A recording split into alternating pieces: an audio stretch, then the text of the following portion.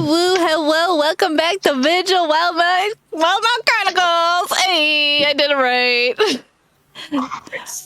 I am now your announcement queen, as we are down one Victoria for the night. Let's do our usual shoutouts and sponsors. First, to the lovely Little Dragon Corp. Little Dragon Corp is a Canadian-based dice company that supplies all kinds of cool tabletop gear. You can check them out on their Twitter at Little Dragon Co. 1 to stay updated on all their awesome products and features Kickstarters. And if you head over to littledragoncorp.com, enter coupon code PROBONUS, and you get 10% off your order at checkout. Also thanks to Cardboard Castle Games, lovely little game store local to Evans, Georgia. They support the stream with our charity drives and sponsorships and cool giveaways. So if you're in the area, go check them out. And if you say our name, Pro Bonus, they will give you 10% off your order in store. Or if not, you can't go see them in real life, go to their website. Hey. Also thanks to Adrian Von Ziegler. He is supplying us with some awesome music. He has really cool usage rights for YouTube and streaming. So if you can support him, go check him out on Patreon and YouTube. Dewick, what's up? Hello. Hello. Had to think about why you were calling on me for a second, but I understand. Yes. We play in this wonderful world of... I know you have something. I was a little confused for a second. Anyways, we're getting there. My mind's all frazzled today. All right. You're the DM, buddy. Yeah, it's fine. It's fine. It's fine. We play in the wonderful world of Exandria that was created by Critical Role and the people there. We are not associated with them in any way, but we appreciate being able to play in this world. It's an amazing world. I suggest looking up their products. They're all great. I think that's all the announcements. Mm-hmm. So, does someone want to do a recap? That's his Mr. I was trying to get the last little bit of my rice. Oh yeah, the camera still works for campaign recap. Look at that, Kristy. Hey. Nice. Hey, my face is here. Your face is here. Well, let me just open Dumka's wonderful journal, where I write the entry for the last thing while we're preparing for this one. So, the party picked up, still making their journey back to Port Zoon when we had encountered a young tabaxi man by the name of Tusk, who seemed to be being pursued by a group of, we'll say, bandits. The issue is that these bandits also seem to be members of possibly some sort of cult or otherworldly kind of association, because they do things like die from bleeding from a stigmata and tossing themselves into walls of fire for no apparent reason. Damn, that's a word I haven't heard in a minute. Sorry. The party attempted to try and figure out some more information first by trying to track where they had come from using the talents of our resident ranger Beckett. We followed their tracks deep into the forest to only find that they mysteriously just stopped, or rather mysteriously began, as it would seem that they just simply appeared in the forest randomly and then started to walk. We decided maybe we could approach this in a different direction, and with the aid of Reksha, used a Speak with Dead spell to see if we could get any information, but they seemed rather elusive and tight-lipped, only possibly alluding to a possible master that may or may not go by the moniker of the Nameless, though this could just mean that they simply don't have a name. We're not really sure. Coming up short on multiple avenues, the party decided to take Tusk along with them on the boat ride back to Port Zoon, as that was his destination anyway, and is starting him with an internship program with the Iron Line, as he is essentially an adventurous youth and would like to get some work out there, so we're going to see how he does. That being said, however, there was someone else waiting for us when we returned to the Iron Line, a young woman by the name of Matty, who seems to be a quite prolific alchemist that has been taking up residence in Port Zoon and owns her own shop. She's adventurous as well and would like to make the next step for herself and her business by partnering with the Iron Line and doing work for us, and also possibly going out on our next venture. This comes at an opportune moment, as it would seem when Dumka went home along with his brother Zach.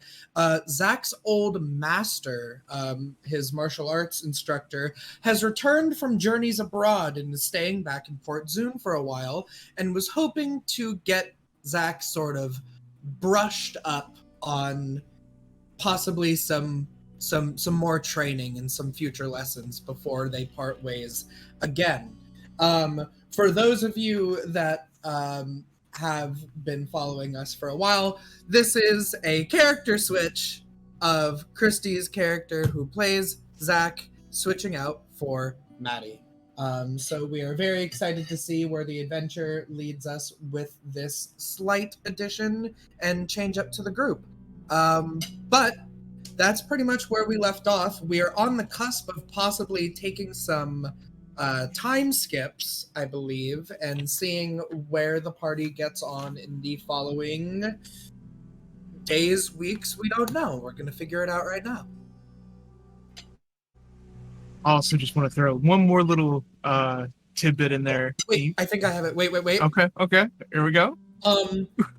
Is this about the death of the woman that was the woodpecker? Yes, my apologies.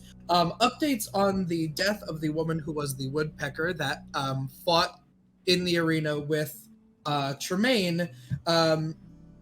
She was identified as being a kind of quiet young noble girl that was vaguely associated with the Rallinet family, mostly just we know them because they are also in the money. But it would seem that her supposed lover, a boy that she fancied from time to time, is possibly taking the fall for this death. He is the prime suspect in the investigation into her murder, and I believe he is in custody currently for that, which we all know is a load of poppycock. But also, we don't want to implicate our friend, so that's an interesting little development. I remembered. I wrote it down. There you go. I'm proud. So you get your inspiration for the game. Thank you, Derek. No problem. So, that being said, we pick up on the 1st of the month.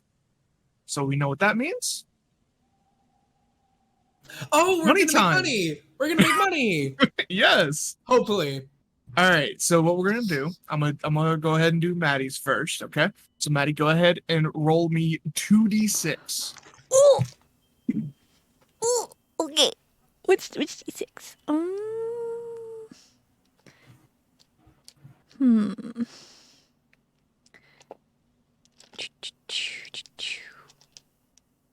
Yeah, let's try. That is a 8 total. 8 total. Alrighty. Your shop for the month has made 240 gold. Ooh. Now, for you all, I need someone to roll a d10 for me. I can do it. Do it, Chel. Big money. Big money. Nice. 8. Okay. The Iron Line would have made 120 this month. However, it was only up for half the month, so that is going to be divided in half. So 60 gold brought in by the smithy and Amir's craftsmanship. So yeah, that's just basically her alone, right? Yep, it was just her alone. So 60 gold worth of random weapons, armor, whatever she made, sold. So yeah, so we got that situated. Now we pick up on the morning of the 1st, and this is where I think this is up to you all. What do you all want to do? We are going to be doing a little like time skippy. We're probably going to go through probably maybe a week, like 10 days, 7 days, that kind of thing. it's gonna be a little wibbly wobbly for Mhm. this session. But so if there's anything that you all would want to do, this is when we should bring them up. I know a few people had some stuff to do. And we can say everybody reconvenes at the Iron Line the morning of the 1st. So you are all in the dining area. Outside of maybe Matty not there. I don't know if it would, since you all haven't really went and talked to her yet. No, Matty, So although she's excitable, she's pretty good at being patient with business because she knows it's always hurry up and wait, hurry up and wait. So she's waiting for them to come to a conclusion on how they want to go forward with her proposition. gotcha. Yeah. So you four, Tremayne is there in the morning. She says, I will be gone for a couple of days, going to visit my family. I haven't seen them in a while, that kind of thing. And she sets off, and that is where she is going to be for a couple of the days. So, but you three, well, four, Zach can be there too, of course. And of course, your Sup? employees are there. No glasses. So the floor is yours. Well, I know exactly what Dumka, because it's what Dumka does anytime he has free time, which is he's going to go carousing, is the official title. Yeah. The carousing downtime activity. I just want to know from my friends whether I should carouse with the middle class or the upper class, because I have the noble background, so I can carouse with the upper class. But middle class would mean, it says it includes guild members, spellcasters, town officials, and other folk who frequent well-kept establishments, which I think is probably more useful for the business. Noble carousing is probably more for personal things, so Yeah. I was thinking that. That makes sense. I can do it over the course of a work week. I have to tell me if you do it any different. I'm just reading. No, we'll go by from the rules of the Xanathar's guide. Okay. So then I have to spend 50 gold worth of basically going to bars. So what Dumka does, this is what Dumka's always done, is he goes out to bars and he goes out to the marketplace and he just talks with people. He flashes a little bit of coin, buys someone, helps pay someone's way in line for some stuff and gets them talking, buys drinks at the bar for people, buys into poker games where it's just sort of an excuse to talk. So I spend 50 gold pieces over the course of the work week. And then it says I make just a straight persuasion check to see if I make any new contacts. Correct. So go ahead and make that persuasion check for me.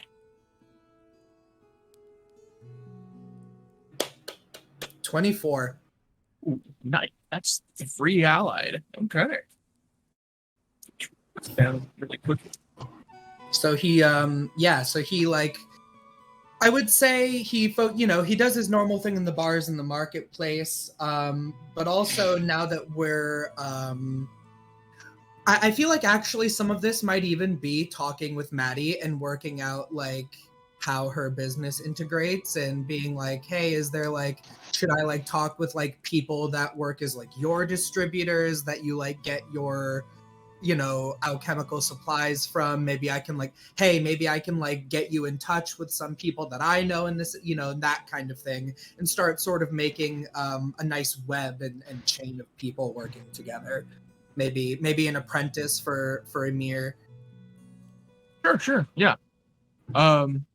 So I mean, out of these 3, I'll let you pick what you want out of the 3 contacts. So you decide what you want to do with those 3, and then we can, come up with who they are and what they, what you want them to do, basically. And if that can be supply lines, that can be people that can work in, like you said, an apprentice, or it can, whatever you want it to be, basically, since you rolled so high. Thank you. Okay. No problem. Why don't you check on somebody else and I'll give it a little bit of thought. Sure. Beckett, Reksha. Anything specific? I think most of what Beck's going to be doing is doing some training stuff with any of the people who are working with the Iron Line.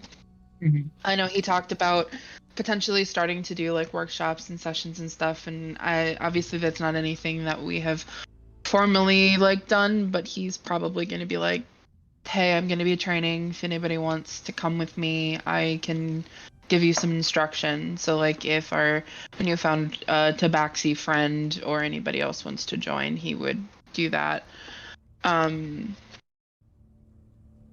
That and attending as many different religious services as he can.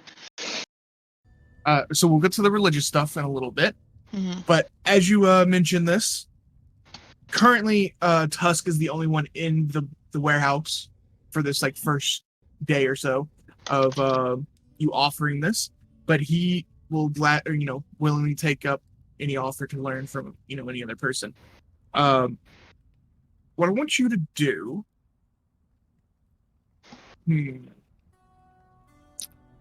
Let's see.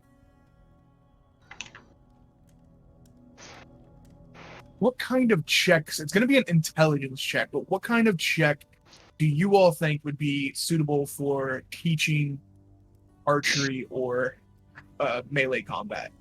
Would that be athletics, maybe? Possibly. I'm open for ideas.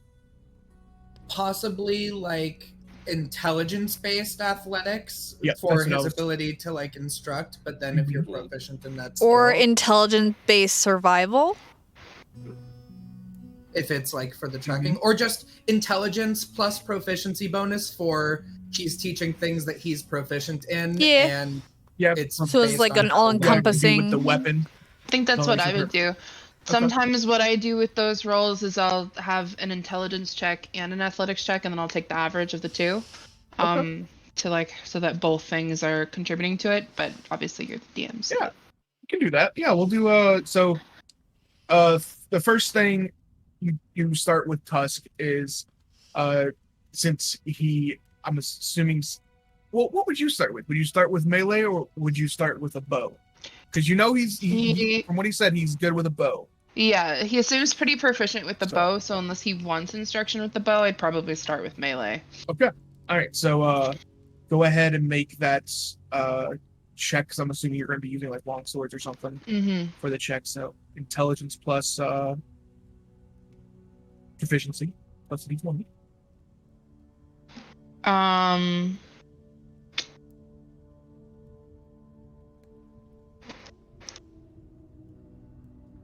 3, 17, 18. 18. Mm-hmm. And then go ahead and make me that athletics check. Sure.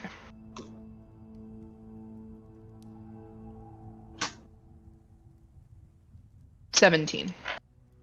All right. I have a +8 to athletics, so. Yeah. So, and what I want you to do also is, I want you to make an insight check also. Okay. 10.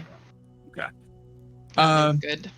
So you start training Tusk in long swords, and you quickly notice he is not good with long swords whatsoever.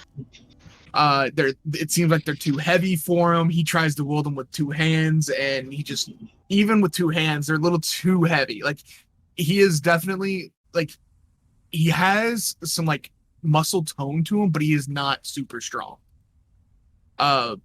So you eventually figure out maybe he should be training with like a short sword or a dagger, and that only takes you a couple minutes to figure that out. Yeah. And I have proficiency with short swords too, Yeah. so. I figured you did. Yeah. So you switch him to a short sword. He does start to pick that up a little bit better. And as you're training with him, he starts to pick up things here and there, but you can definitely tell fighting in close quarters combat is just not his thing. He Okay. is very clumsy. He doesn't know how to move like his feet. He's got terrible footwork with like you know how you spar, you kind of have to have that really good footwork and everything. He is awful at that. So is it he's awful and just needs like a change in like maybe we redirect it to a different sort of fighting style, or he's awful and he still wants to learn? It seems like he still wants to learn. Okay. As long as he wants to learn, Beckett is going to teach. You quickly, even with the 10 insight, you quickly learn that Tusk is someone that wants to learn things, even if he's not like super good at them. So he will definitely keep trying, but it's gonna take some time, especially with the close quarters combat with him. However, eventually you all have like lunch that day, and you all start talking about like the bow, and he's more enthusiastic about the bow. So after lunch, you do a quick little like run through to see what his talents are with a bow, and surprisingly, his talents with the bow are like 100 times better than what his swordsmanship is. Like, you're actually a little surprised at how good he is with a bow. Okay. So like almost up to the point like where you are. Like, he is very accurate and knows how to shoot an arrow. But you all keep training, and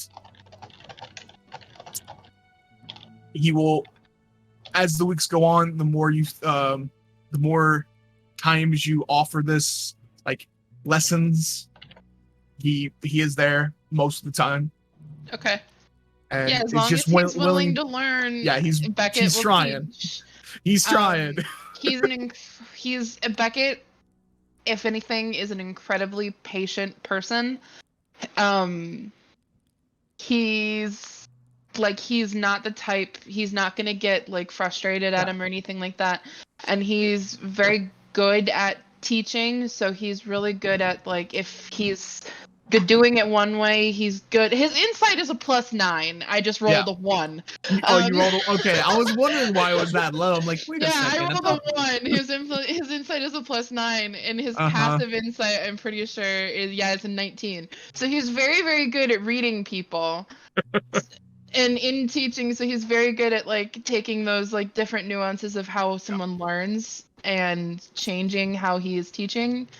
So ordinarily, he'd be very, very good at that. Gotcha. So we might have you do another check later on in the week or something like that. Wait, did he not want to learn and you not want to teach? Oh, I'm not gonna tell you what he rolled. I nat 1 on my insight check, which is really annoying because he has a +19 or +9 to his insight. Yeah. So +19. That would be +19. That'd be insane. That's a rogue. That's gonna be a 20. He'll of course he'll have some like small talk with you, try and bring up like where you're from, that kind of stuff. Not like trying to pry or anything, just trying to like get to know you know, since he's working for y'all. As vague as possible. So if he asks like where he's from, I lived in a forest. Spent a lot of time hiking and in the wilderness, but no like specific locations. Just like kind of. Oh, you know, a place. A place. I live near a tree. Tusk also, as you all are training, he doesn't seem off-put by Saren at all. Okay. Doesn't mean he's willing to try and go up to her. Still a little. It seems like he's a little intimidated, but he's not like scared of her, kind of thing. Beckett has only just recently realized that Saren is not normal. Yeah. So he's still working on recognizing when people are alarmed by her. So he probably doesn't even notice. Okay. Yeah. I'm gonna say even with his insight, that's probably not something he even notices. Gotcha. Yeah. But yeah, so yeah, you start doing these seminars, and eventually some of the other employees will come by and also take some of them.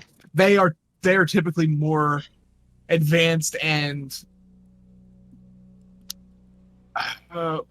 well equipped for this life. in, like all forms, like not just in like melee combat or range combat, like a little bit of mix of everything. Except maybe like the mage that was with that other group probably doesn't do much of. And like even with the mage, if they want like instruction in hand-to-hand combat, he can like show them how to hold a dagger and things like that.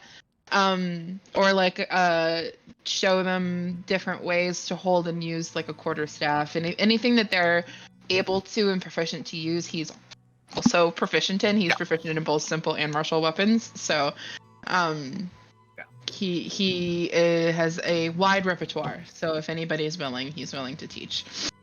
Gotcha. Okay. So I think, like I said, we'll get back to the religion part with Beckett. That's totally fine. Reksha. Okay. As soon as Reksha gets the time, he instantly just throws himself into as much work as he can physically manage. Like, he's cooking for everybody in the morning, and then when he's done, he's like, all right, time to go to church. And when he's done with church, he's like, all right, I'm going to be spending the rest of my day at the forge in the iron line. No time to think. Let's just go. I identify with this so much.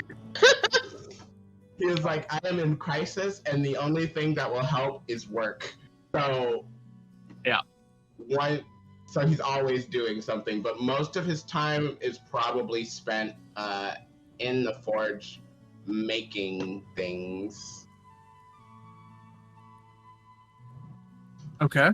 And we've talked about behind the scenes of what is needed for that, like gold value and things like that. So to basically just take out the amount of gold that you wish to start working on. I, of course, trust you in removing that amount of money from your character sheet, all that. So, yep, I already took out the amount of gold for the first thing that. Do you want to explain of what you're making? Is it the spell component or is it other thing? It's whatever you want to explain. I'll leave it up to you. Do you want to wait until it's completely finished? I'll start with this one because this one isn't special. It's just a spell component for something that he needs. He's making basically it's not like super fancy. There's like general embroidering here or there, but he hasn't really tried to go out of his way to make it like cost more than he needs it to. But it's like it's mostly an iron reliquary with like some gold embroidering on it, and the symbol of Moradin on the front. And on the it is connected basically by a simple chain of which he already had, that he can like wrap around his waist basically and keep it on his waist at all times. It is a spell component for something he is planning on casting later. But basically itself, it just basically has like the symbol of Moradin on the back, and then on the front, it's kind of like has a vague shape of a person that is like standing with like a hammer up, with like rays of light kind of coming out from behind it, but it doesn't like glow or shine or anything like that. It's very normal looking. But he would have made that, and basically once he's done with that, he just sets that out, and immediately it's like, time to work on the next thing. Yeah. So we know where Reksha is going to be for the foreseeable future, at least for a couple days. And by the way, if anybody wants to do any role playing, feel free to step in whenever you want. Okay. I also do want to say that Beck, in addition to the two things that I said, is also probably going to be, I say getting to know very loosely, because he's kind of the type of person who is more welcome to like companionable silence and being in the vicinity of people. So if Matty wants to talk to him, he's totally down. But he's generally not a conversation starter. So I say getting to know very loosely, but he would probably make an effort if Matty was ever around to be like, here is another person. Don't feel awkward, so. Gotcha. I was going to say, because Matty is patient, but she's not that patient, but she will do the next best thing. And if they still haven't come by her shop after like 48 hours tops, she will send them like a little like handmade invitation. With like cute calligraphy and like glitter and like really cute. It smells like lilacs or something from her beds of flowers that she has around her shit. So it's like a really like, you are formally invited for a full tour of. All right, so let's get to that situation. Then. She's so How cute. long would you all put into deliberating if you are wanting to get into business with Matty? I know Tremayne's technically not here for this, but I'm sure. I'm gonna metagame and say Zach's all about it. Okay. I don't think we would take more than like a day. Yeah. Yeah, I feel like we wouldn't want to keep a business opportunity waiting. Yeah. Yeah, I mean, especially if she like sent like samples of like what she can do. Yeah. Just sort of like, I feel like it would like literally be like, okay, well, why don't you like send us like some samples of like what you got, and then we were like, She would give you a menu. Yep. Okay. Here, let me do it. All right. You know what? I'm Yeah, gonna just copy copy paste and this. paste that. I'm gonna copy Yeah, paste there the you go. menu. Because this is Yeah. like, Kristy actually made a menu for me. I love So. that. Okay. this is Yeah. at the front of her shop. So like, but it's outside her shop and it's inside her shop. So like there's no question about what you're getting when you walk in here. She has a drive-through board at her shop. Let's do. Yeah, I guess it would be this.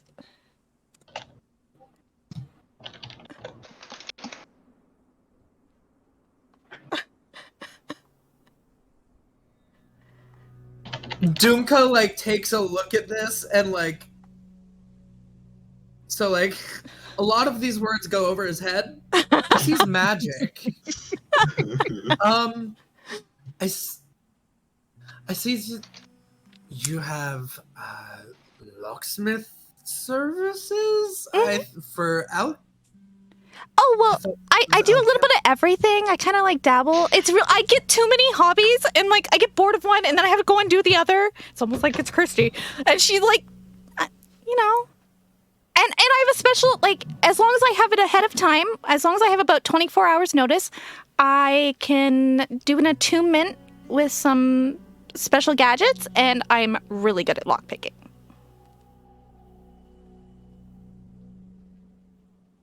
So if you get locked out of your house, middle of the night, I don't mind.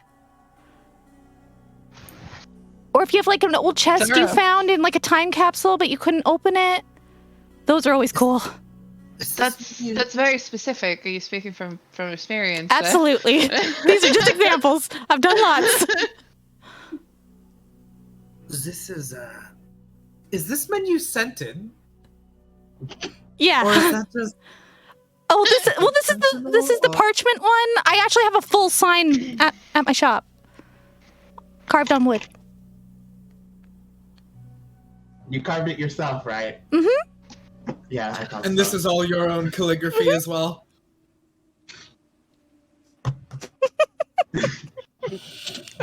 Dumka's like, listen, I'm good at like one thing, dude. This is really impressive.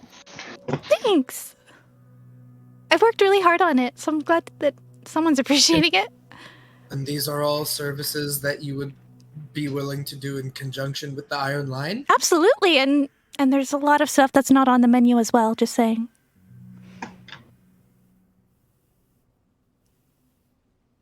Like if you need me to make a poison. Didn't hear it from me. Um, I know how to identify a lot of things, and I can reverse engineer a lot of it. So I mean, I'm going to be honest. I do not understand most of the verbiage that goes on this menu, but it seems like there's a lot of money to be made. Yeah, we for made both pretty of good us. money this month. Are you willing to disclose any figures? Well, I think I'm up about 10%. I got 240 this month 240 in the green. That's not including costs. gold. Gold. Yeah. He literally is like, She has no problem telling you how much money she makes. Now, But that I will goes up say- and down, though, depending on I who will say commissions. for the Iron Line, technically has more of an income when they complete jobs, like when they send their Right. other group out. This is just from the smithy that Right, money yeah, came yeah. from. So I just wanted to but make sure she's you all knew one that. person. Damn. I mean, like, Dumka looks over, but Dumka's like,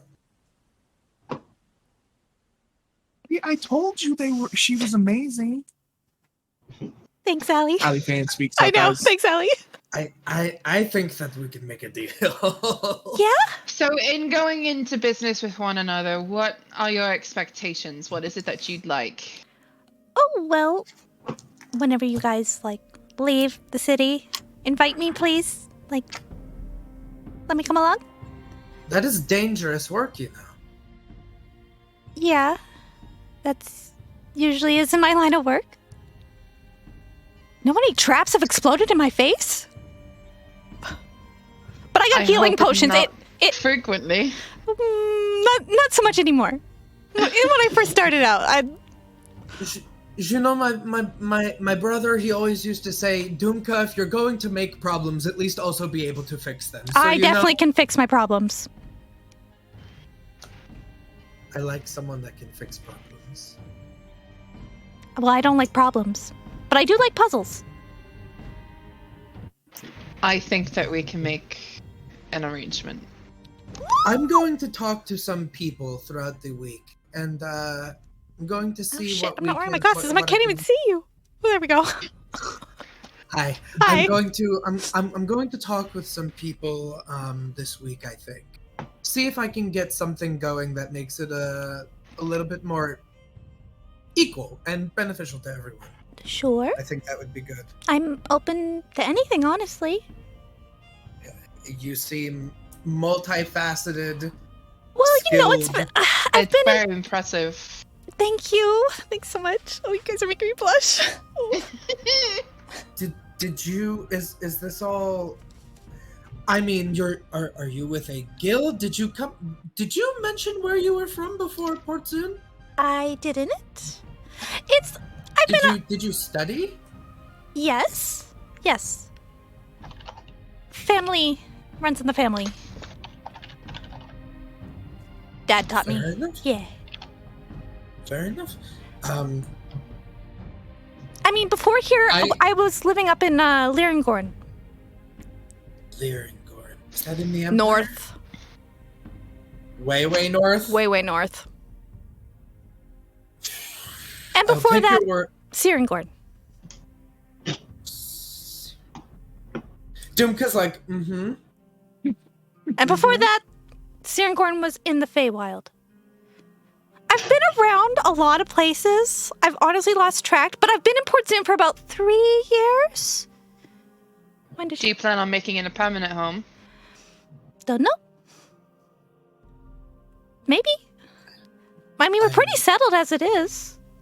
I'm deeply sorry that I did not get acquainted with you earlier. Normally, I'm a lot better at being able to find the That's- most interesting people in the city. It's partially my own fault. Well, it's not even a fault. It's just the circumstances of the past 3 years. My brother's health hasn't been doing too good. He goes up and down. So I haven't really gone out, and I had no need to, really put myself out there until now.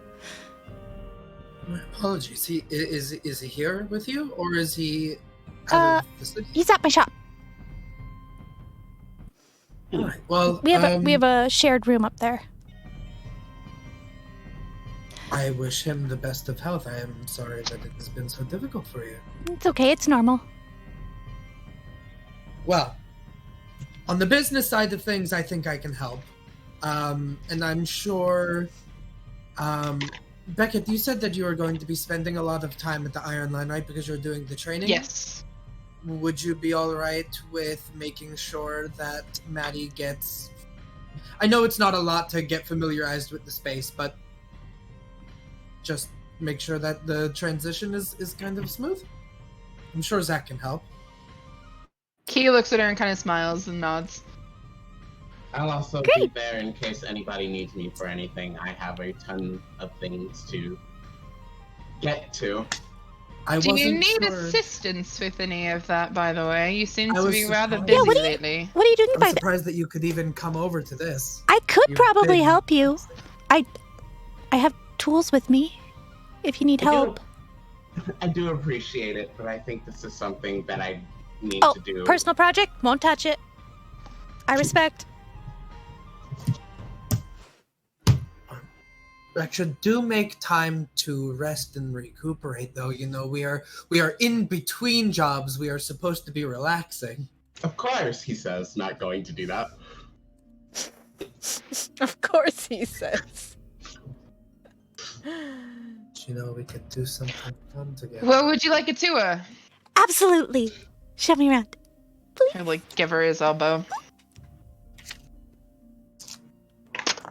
He'll give her a tour. You start off giving her a tour, and it's not much, but it's not really that difficult to give a tour. There's big, wide open areas, the forge area. There's a back gate that is built to look like it's big enough for a ship to pull up and of course unload cargo and stuff like that. Because of course they are right on the docks. But then there's the front desk area, and behind that there is the kitchen and eating area. This is where you all were having these conversations in the first place. Then Beckett takes you upstairs where there is a bed chamber with tons of bunk beds, and then another room off to the side that is reserved for Zach. It's locked. So, yeah, I figured. But, yeah, that's it? That's basically it. Kind of laughing. I mean, you still have a lot more space than I do. You're welcome to stay here if you ever find the need to. Oh my god, that would be great. Matty, this is actually my bed, and Allie will point out her bed. No one has taken the top bunk. You could sleep up there if you ever wanted to stay the night. Yeah, and that's what I was saying. I mean, there is other people in the room, but I'm sure they wouldn't That's mind. fine. She looks over. I'll at, make everybody Beckett. tea. Everyone, it'll be good. Yes, I And if stay Tremayne in was the back here- corner over there because Oh. I need more space because of Saren. Oh yeah. She gets her own bed, doesn't she? Yeah. Yeah. Downstairs, Reksha's like, she's very lively. I apologize. What is happening? No. She kind of reminds me of when you first approached me when I came here. I got this same exact feeling, you know, she's... Well, I wouldn't say that necessarily you... Well, no, you were wide-eyed, in the sense of you'd never seen a city before. She's, if she's half as ambitious as you, she's going to become one of the most successful people in the city. You both have a lot of drive. But drive does not mean working yourself into the ground, Reksha. I'm watching you. You watch me regardless. Oh. Make some time. Why don't you and I make some plans to go out and do something? I know that I can never get you to go to a restaurant with me because you just would much rather cook the food yourself. So why don't we can go for a walk outside the city, or we could just spend an evening at your house.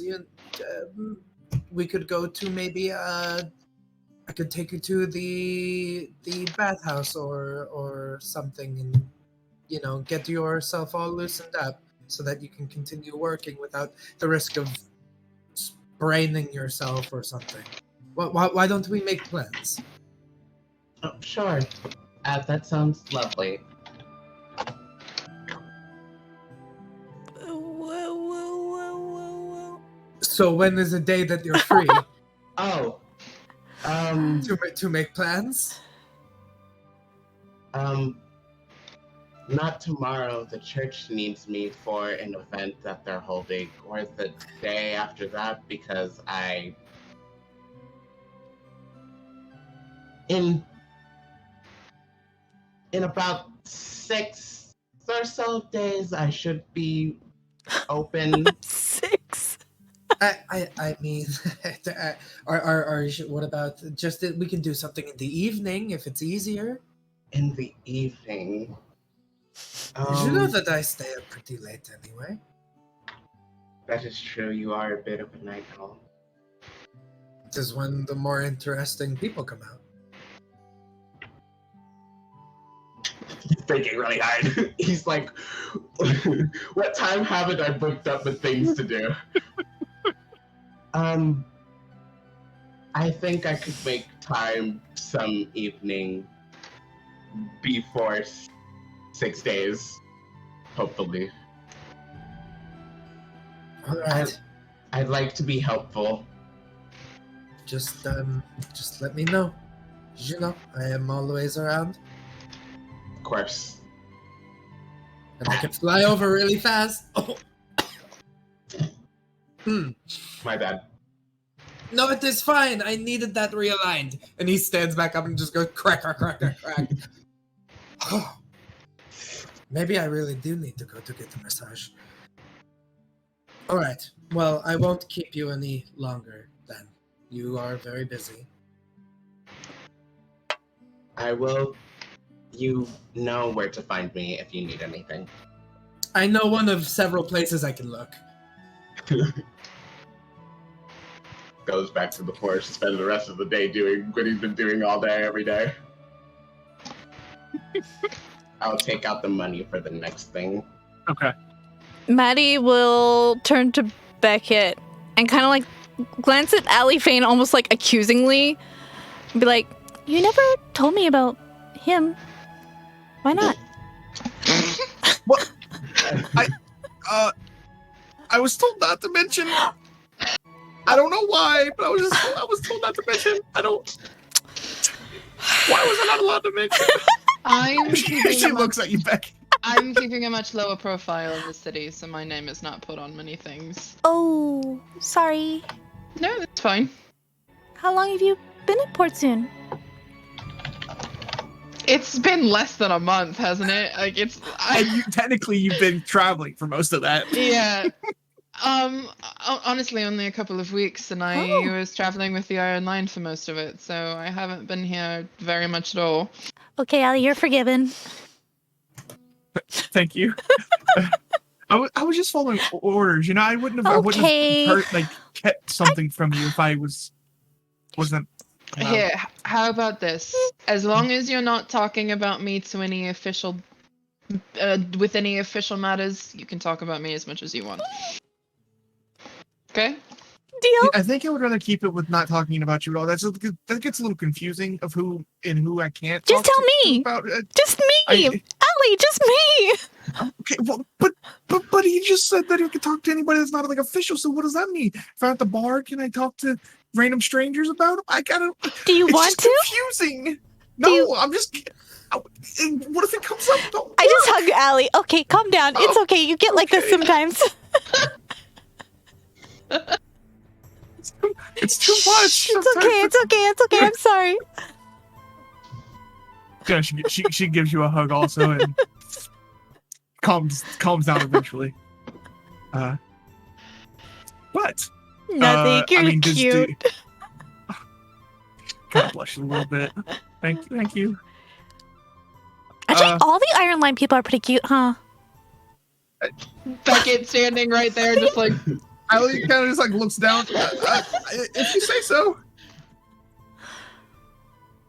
I do say so. Well, okay. Okay. Okay. She's not making eye contact with you, Beckett. Mathilda. I'm going to be here quite a bit over the next week or so. I'm doing a lot around the warehouse. So if you need anything. What are you doing? I'm running some training sessions with some of the staff, as well as just with myself. Is that like open to the public? Mm-hmm. Can I sign up? Of course. Awesome. What time? This time, whenever he's running them. I'll be at the next one so, I'm doing it at time. Time. Yeah. Probably, I want to say probably like either like right before lunch or like right after lunch would probably be the best bet. But yeah, so Beckett, you put on another training seminar kind of thing. Matty shows up this time, and also Tusk is there. So Matty, you've met Tusk briefly, but wasn't really in the same room. Yeah. Because Tusk wasn't in the room with when the negotiations first happened that first night. Yeah, he was getting He was French told Dinkodrana's toast. Yep. Yeah, he was preoccupied. It's so good. Makes me so happy. So Tusk will officially introduce himself. Hello, I am Tusk. I'm new here. Yeah. Hi, Tusk. I'm Matty. Nice to meet you. Nice to meet you too. So you're here for Beckett is a very good teacher. So I've heard. I'm a terrible learner though. Why is that? You're doing fine. Apparently my footwork is awful. Well, you can't be good at everything. I didn't That's what I say said. awful. He said awful. It can't be that bad. It's not hard to read when someone. Okay, but yes. So go ahead. What is today's lessons? Oh fuck, I don't know. Whatever. Yeah, just wanna. So Matty did bring her gun, but she hasn't pulled it out yet. yeah. It's on her hip. So But Matty she has does have other a things holster. that she can use. Maddie does have a holster. Mhm. So basically, Tusk. So what do you what kind of fighting are you normally doing? Like, are you more like? Because Beckett's kind of like really good at both like hand to hand and ranged. He's very impressive. I like to stay as far away from people as I possibly can. Yeah. So is there any kind of particular way that you like to Well, engage in combat? I have a little bit of something for every situation. I would prefer to be at range, but if they get up on me, I have no choice. So you're kind of like Beckett also then. yeah, I guess so. Maybe I guess not. I'm the only one. That's Well, I like to throw like bombs and stuff. You know, it's distracting. you like to throw bombs. Yeah. What? Well, casting magic is really difficult for me, but if I like use like scientific method to like harness it, it's much easier.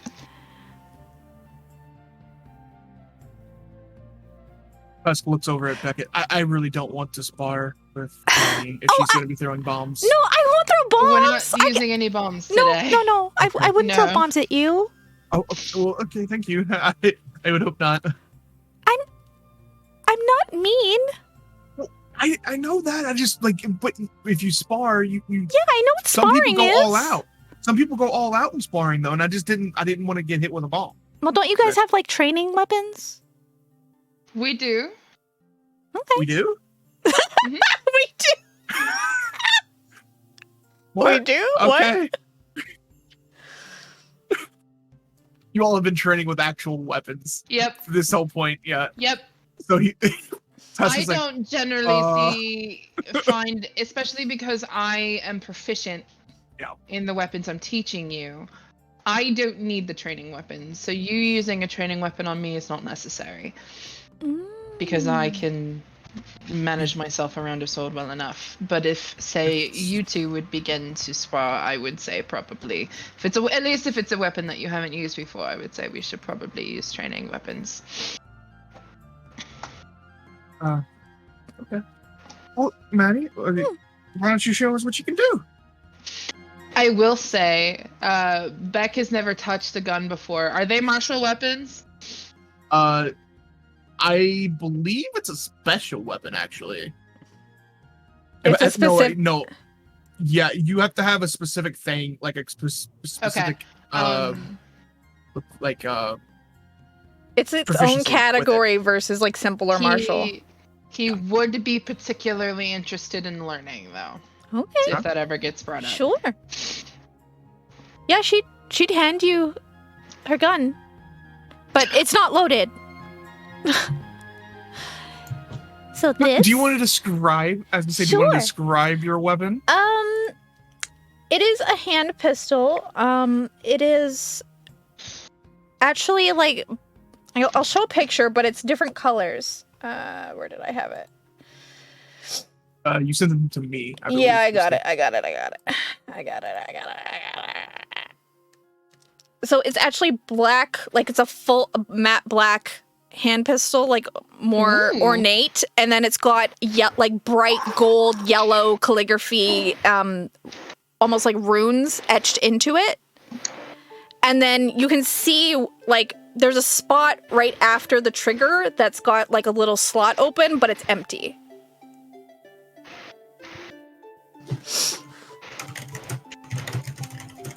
Yeah, like I said, he likes learning how to use weapons, so he would be interested in being taught.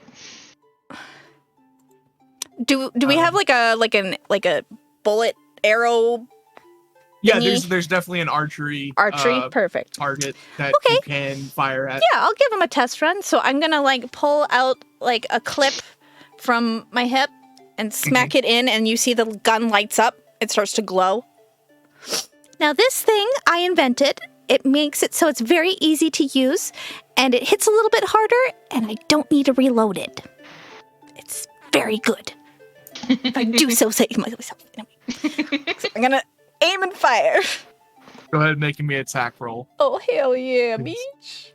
And of course, if Dumka and Reksha would be here for lunch, you all are more than welcome to jump in at any time if you want to join the roleplay session. This is taking place around lunch, so. Oh hell yeah! Yeah, I feel like I'm eating and watching because I don't know what the heck that is. I think it's like a wand. 26 to hit. Yeah, you hit it. You needed to roll a 10. Ah! It's actually not that loud because it's magical bullets. Yep. Oh. Never mind. Just.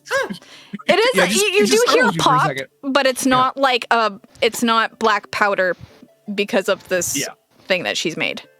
Yeah. So, Okay. Tusk, as you fire this off, kind of like jumps back for a second. What the? That's so cool. I know, right? Can you make me one? Well, I didn't technically make this gun. I made the attachment for it. Finding them are very hard. Oh, okay.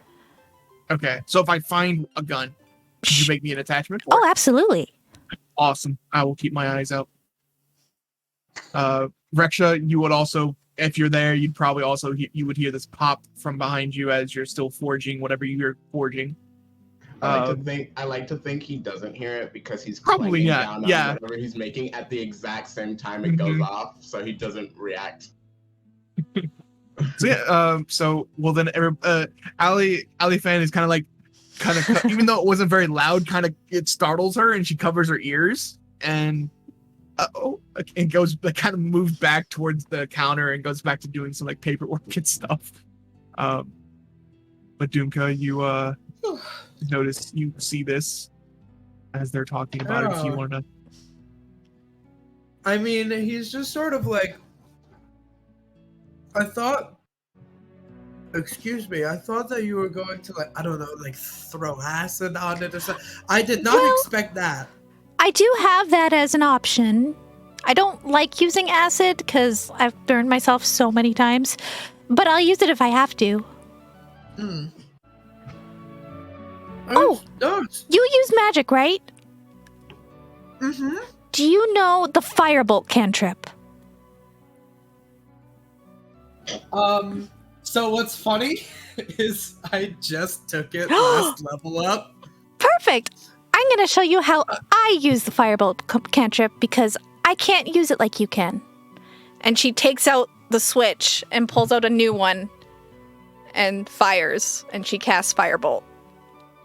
It comes out of her the end of her pistol.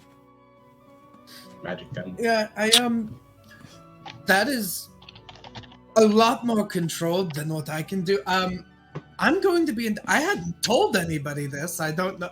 What's that? I normally do a little bit more electricity, like a sparky boom boom kind of thing. Ooh. But I thought I had the hiccups Oh. like a couple days ago. Oh, those And suck. I sort of just they definitely suck because I hiccuped a firebolt into my wardrobe. Oh, no. I don't sympathize. really- I've been I there, don't- done that. That sucks. So I don't really. As he's like explaining this, he like goes, and he like touches the front of his throat. Matty backs up. No. No, I just I think I just maybe realized why that is a thing that is happening to me. But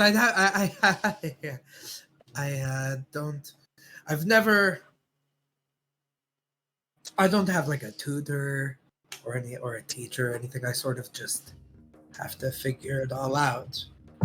You're all training. I wish I could help you, but mine is so different than yours. It's so different, and it's so different for everybody. So I know. I just I can't wish I train could it. help you, There's Dumka. no one I'm to sorry. train me. No, You it's deserve fine. a proper tutor. I love being able to figure out things about myself like a never-ending puberty. What? It's great. Oh, I love it. It's great. I agreed It's with you for a second, and then it took a turn, and now I'm not sure how I feel about it. No, it's wonderful. It's like every day is new, and it makes me nothing if not excited to live my life. That's a good motto to live by. Mm-hmm. Clang. Mm-hmm. But yeah, That's cool. that's just a... That's And he kind of like goes back into his chair. Festival speak up after y'all's conversation. What else anything else you want to show off? Because this has all been amazing so far. Well, I do get limited after a while. I don't know if I want to throw everything at you. Well, what could I? What do I got today? She starts looking through her bag, and she's just, you see her arm just disappear into the bag, like looking around for shit.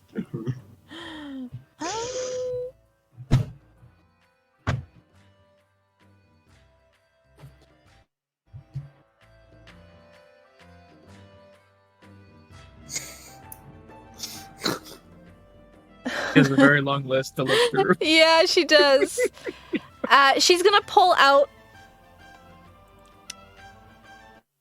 It kind of looks like a little like handheld like Game Boy thing, but like it's more rounded, and she's gonna activate Detect Magic, and it's gonna start like showing like radar pings on the screen that she's built, where the magic. That's cool. So if you're wearing a magic item, it pings in that direction, and she can be like, "Oh, there it is! Oh, there it is!"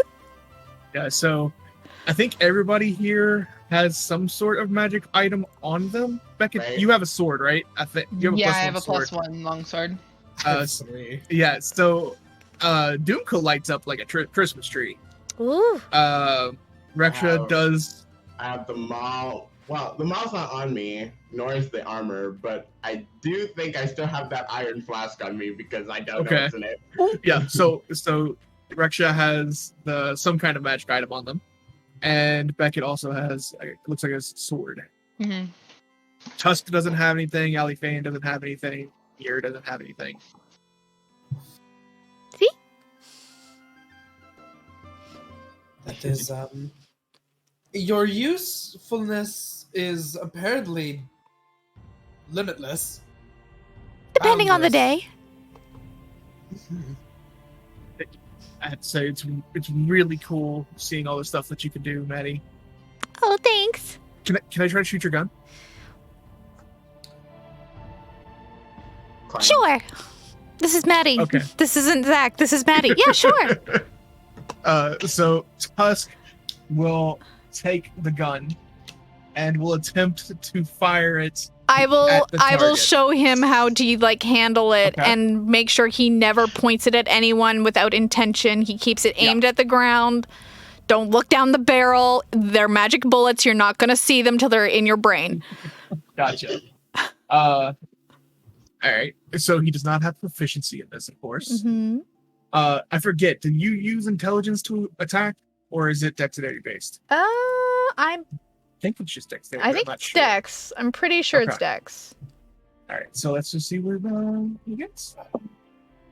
Okay, not bad. You got a 19. So again, his prowess with ranged weaponry is. I had my intelligence to relatively- damage. That's what it is. Ah, gotcha.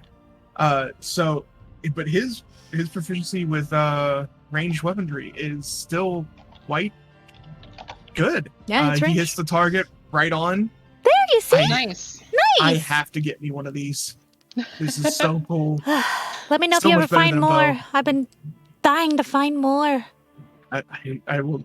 Like I said, I will keep my eye out. Beckett, you want to try? Or sorry, it's not my place to ask. No, yeah, go he ahead. He hands it back to Matty. No, I handed it to You're Beckett. willing anyway. Yeah, he'll try.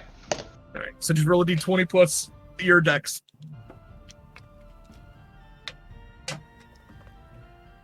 You have to beat a 10.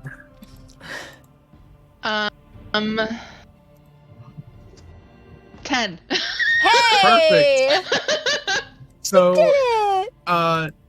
surprisingly not as good as Tusk's shot, but still hit the target, so that's good. I think the kick from it is what got you a little bit. Mm. Yeah, he's as you probably not pulled used to the. yeah. He's used to a bow, so. Yeah, there's no recoil like this. But you do manage to hit the target, and Tusk starts to clap his hands as you hit the target. See, this thing is so cool. See, I'm gonna get you one too, Becca. Right? It's a lot of fun. He nods. He'll hand it back to her. I take it. With that, we'll do a little bit more skipping around. Matty, was there Yeah. anything that you particularly wanted to do? I think she'd just be puttering around her shop, maybe going back and forth between the Iron Line, kind of like scoping out like their forge areas, see where like she could like set up like a mini shop. She hasn't brought up a specific location in the Iron Line yet, but she's like every Yeah. time she goes there, she's like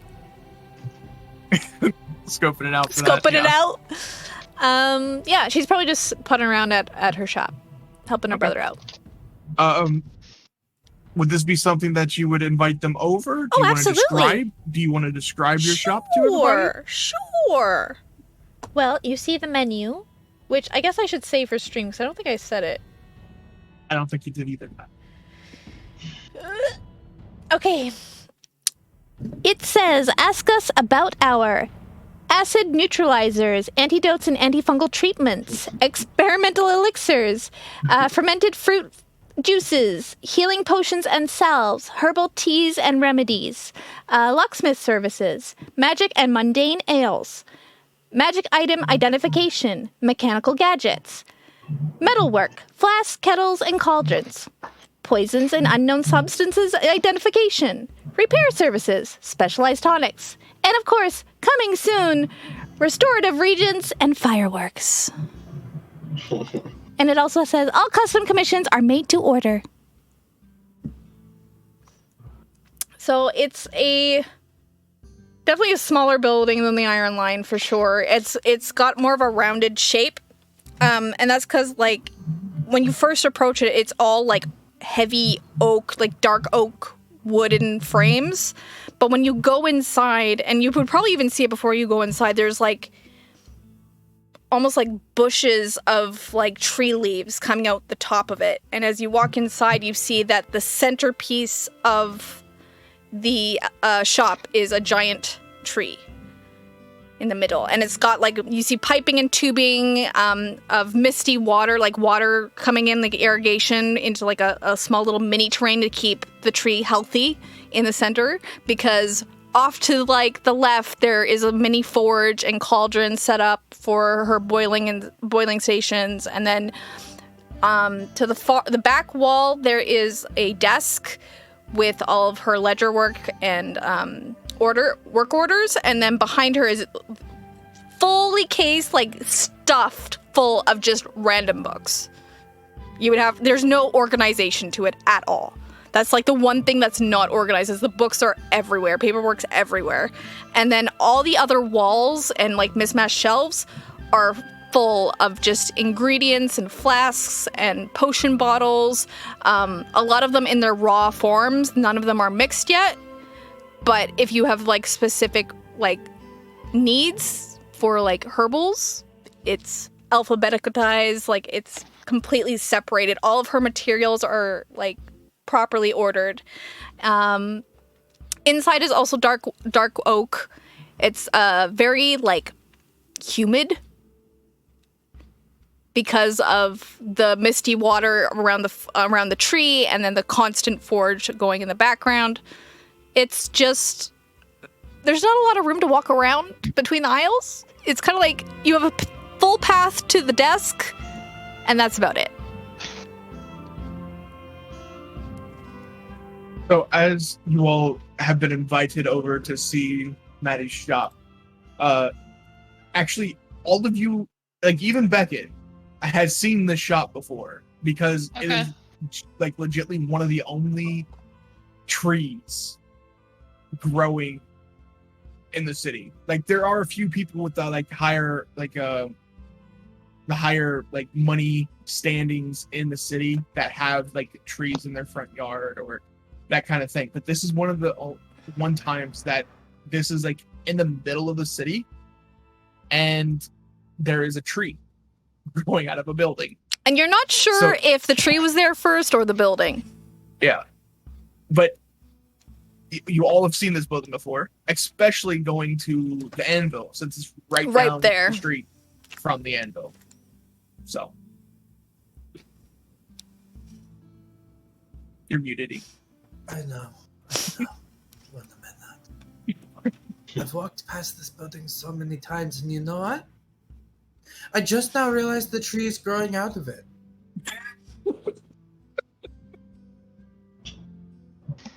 Yeah, and that was Auntie Kai's doing, not mine.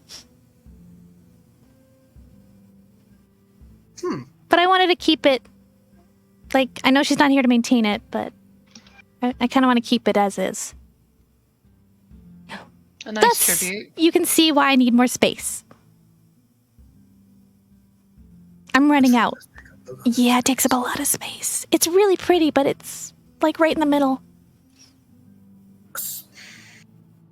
So would this be called a house tree? Because a tree house, it normally implies, the house is up in the tree. It's a tree shop. And this is a tree shop. Mm-hmm. Tree shop. I mean, we do have, like, one room up in the branches that we built around it. Because Auntie Kai never lived here. She had her own place outside the city, and she would come in to work. But me and my brother can't really travel that much, so we built up. So it's not a lot of room. It's enough for about a bed and a small wardrobe. The view must be amazing, though. It's very pretty at night. I told her that if she wanted a bit more space, that she could take one of the beds that's at the warehouse. Of course, yes. Yeah, that'd be a nice break. It's honestly, it's a very nice place.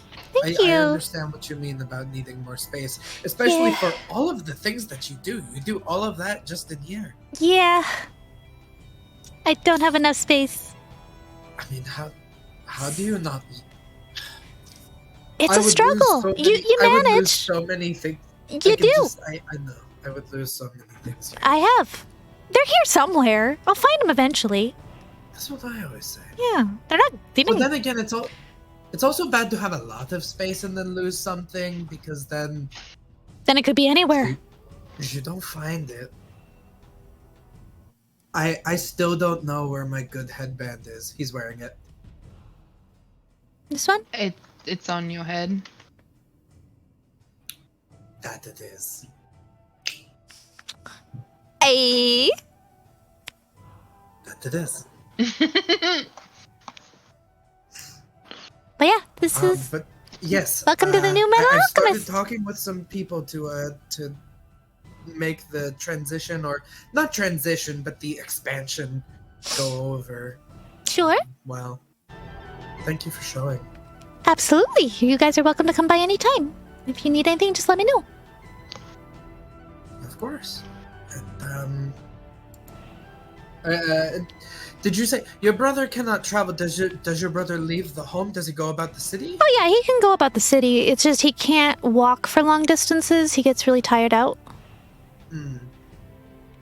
Well, perhaps maybe we can have a more official meal and we can be introduced. If he Sure. wants. Yeah, I can see what he's up to. Wonderful. But such things shouldn't just be done at the drop of a hat. We can make plans.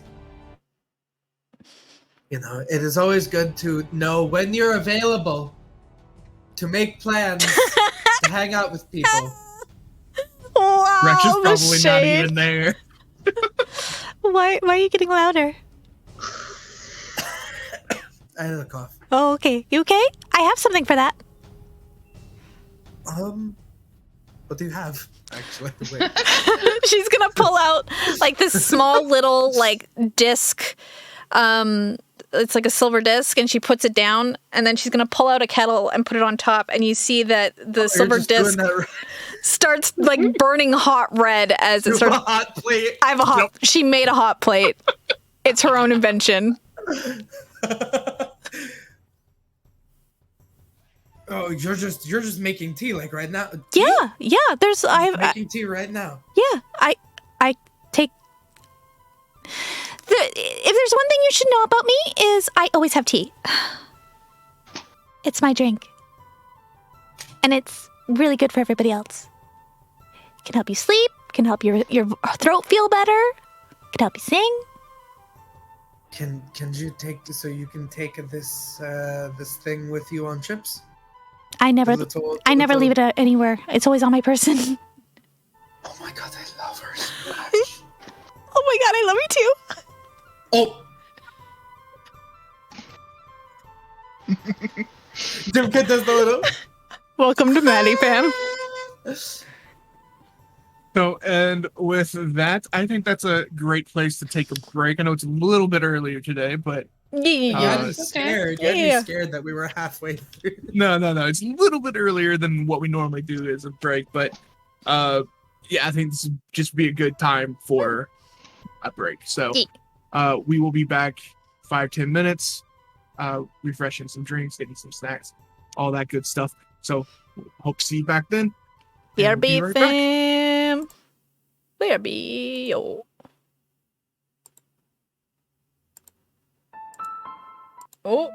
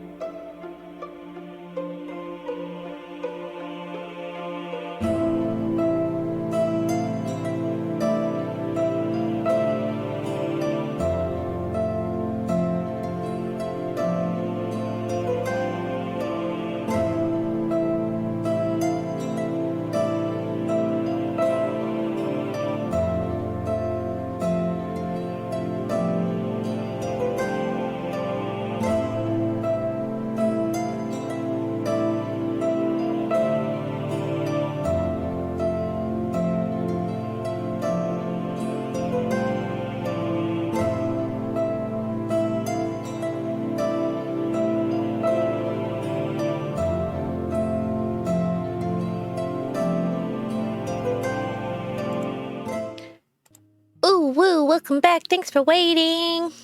Yes, we are back.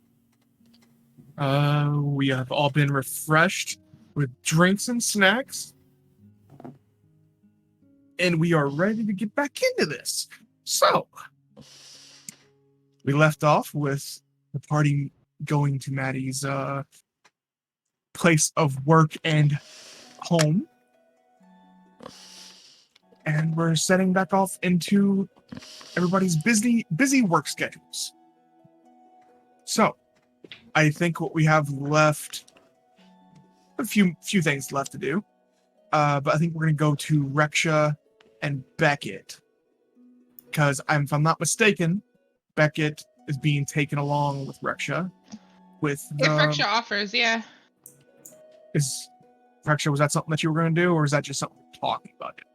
Might have jumped the gun there. You gotta jog my memory because I done immediately forgot what was being talked about.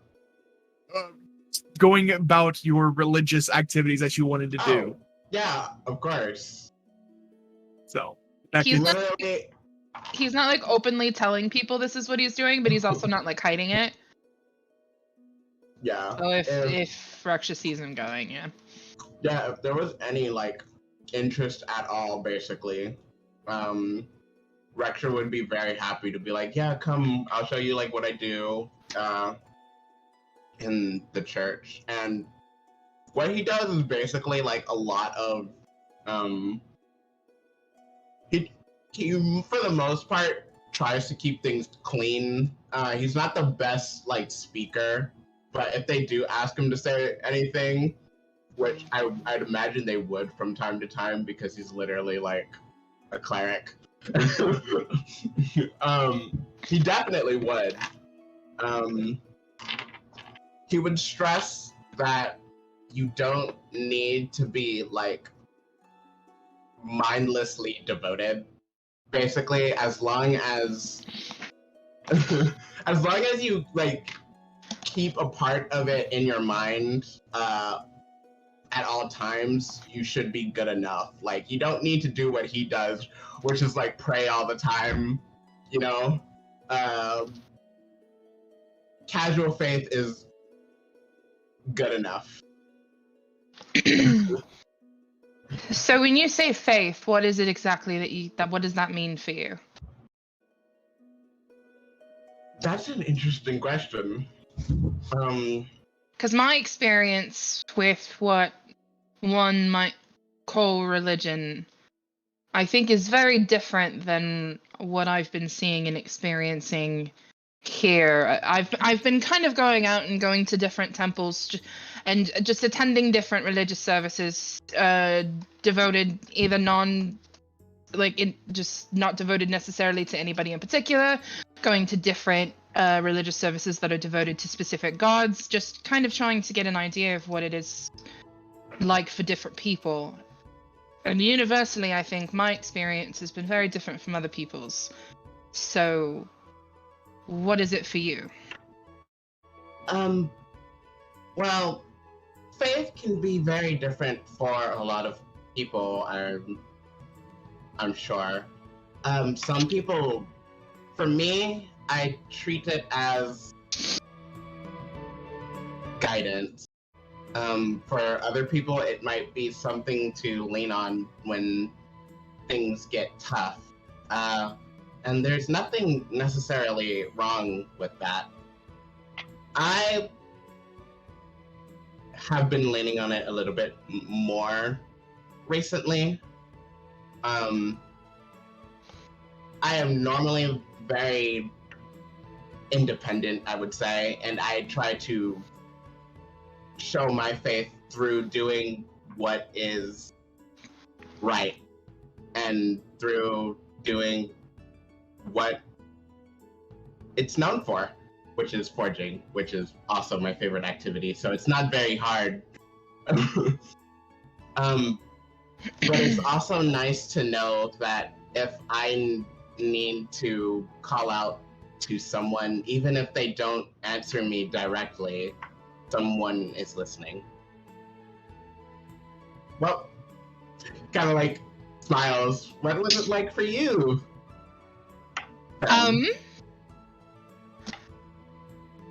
That's a very good question. I have been attempting to avoid speaking on it as much as possible. That doesn't sound very nice. You said that for you and for most individuals, it doesn't necessarily need to be something that you devote every moment of your time to, nor have unfaltered devotion. Of course. That's my experience. Is unfaltered devotion. Kind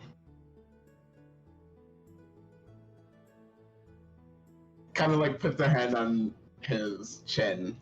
I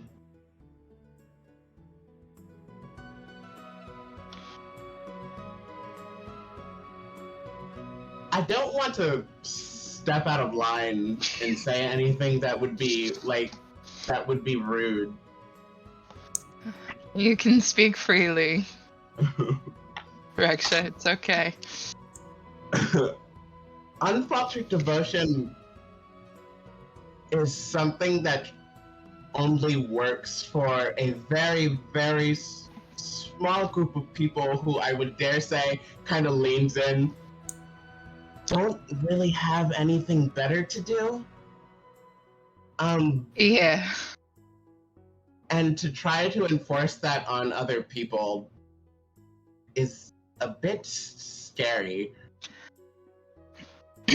I don't necessarily think that I guess enforcing probably is the better word for it. I kind of had my whole world turned upside down. That's why I'm here. So I guess enforcing is probably the word for it. Well, I will ask you a question. Were you ever treated worse if you were perceived to be not as devoted as your peers? Yes. That's definitely enforcing. If I've ever heard of it. There were quite a few expectations. Especially on me in the months before I left.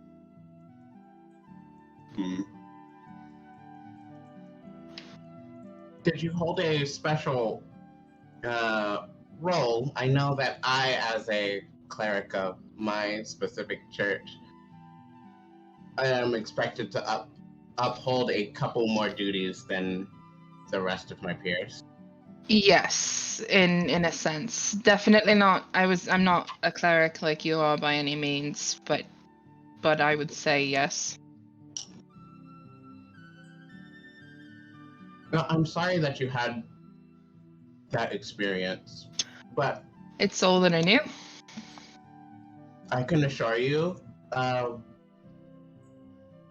most churches are not as overbearing, and any church that you find yourself settling into, especially this one,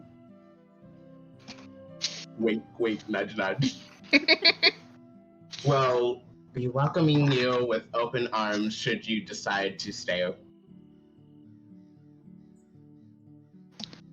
But once again, also, if you decide that religion isn't your type of thing, I've known plenty of people like that. It just works for me in particular.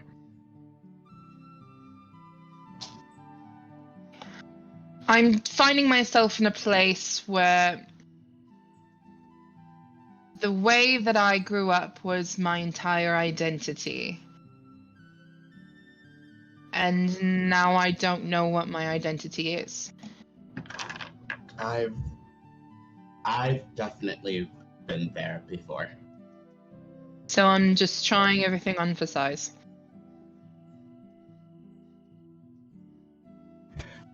Well, if you ever need some guidance, I am, for the most part, lately downstairs from you at any given time. I test. I try not to put myself where I don't belong, and I definitely don't have a way with words like some of us might, but you don't Sometimes- have to throw yourself into work. You can lean on other people.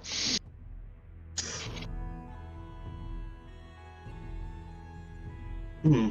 That's all I'll say on the matter, though, unless you'd like to talk further. No, thank you for your input.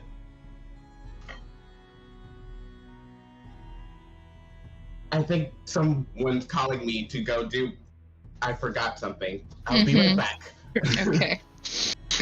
Yeah, so Reksha, you run off, and is there any kind of specific thing like that you would imagine Reksha doing on a regular basis for your temple, or? I like to think that Reksha's the kind of guy who would offer, the really, really super stereotypical church thing of come to me, let me heal your wounds. If you Okay. have like back pains, I got this great thing for you called Lesser Restoration. Yeah. So Okay. that's the type of things that Reksha would be doing.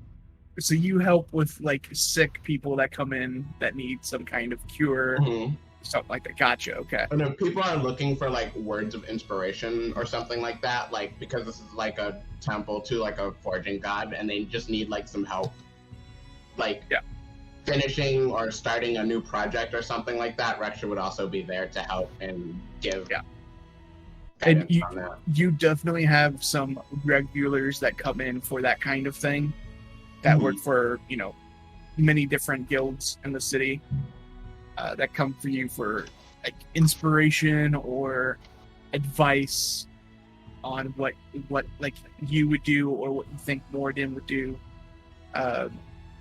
all that kind of thing. You are very light within this temple because of all the helping with the sick that you accomplish. There are a few kids that regularly because they're kids and they play around and they get scrapes on their legs and they, it sometimes gets infected and they need an actual cleric to take a look and all that kind of stuff. So you have a lot of recognizable faces that come to see you once in a while. But yeah, I mean, you're just having your typical, like, I don't want to say work, but like work day at the temple. And Beckett, you are basically just watching and taking the whole. Morden's temple is he's the just largest, taking it in.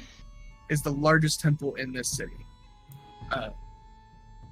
And not only that, because it has a giant statue of Morden that is basically just built right above the temple. But also the inside is like much more grand than like some of the other temples. Like there are still other temples that are still, your typical temples that you would find in any other city, but this one's a little bit extra.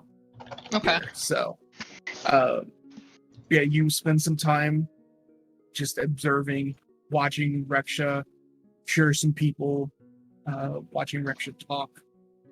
Some individuals that look like they're smiths or some kind of craftsman. But it's very peaceful in here. It does get loud sometimes, depending on how many people are in the front area. But it is relaxing and peaceful. Yeah, he'll just spend some time there. He probably won't spend the whole day there, but enough Yeah. to kind of get a feel of it. Okay. Before eventually, he'll say bye to Reksha when he leaves, but he will eventually head back. And Reksha, was there anything else that you wanted to do within the temple? Like, did you want to? I didn't know if there was any other things you wanted to accomplish. Because you're not actually doing the like religious service downtime activity, right? You don't have enough time to do it for this I week. don't have enough time to do it this week, Yeah. so yeah. Okay. So, I mean, was there anything else you wanted to, act out or role play out that wasn't touched on, or? If I spent the day at the church, I would probably, my afternoon would be free, so I would go hang out with Dumka if he does, since he wanted to hang out. So, yeah, you after your time with the church, you go and find Dumka. Next, Dumka, where would you be? At the Iron Line, maybe? Just stopping by to check things out, or something like that, or? Well, I mean, I also go to church. Or yeah, Dumka could come find you at church. Yeah, that's probably come after service, and it's sort of like all right, are you free now? I think so. I'm not currently in the forge, so I would assume. So yes? Yes, I was trying the sarcasm thing that people. I don't think it works.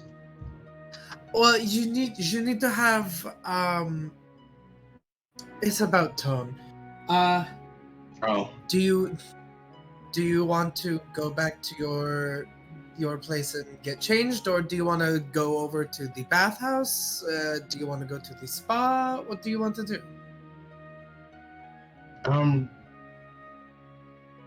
I don't know. You're the one who asked if we wanted to hang out. I didn't expect to be in charge. No, Reksha, you're sweaty from working all day. Do you want to go home and change, or do you want to go to the bathhouse?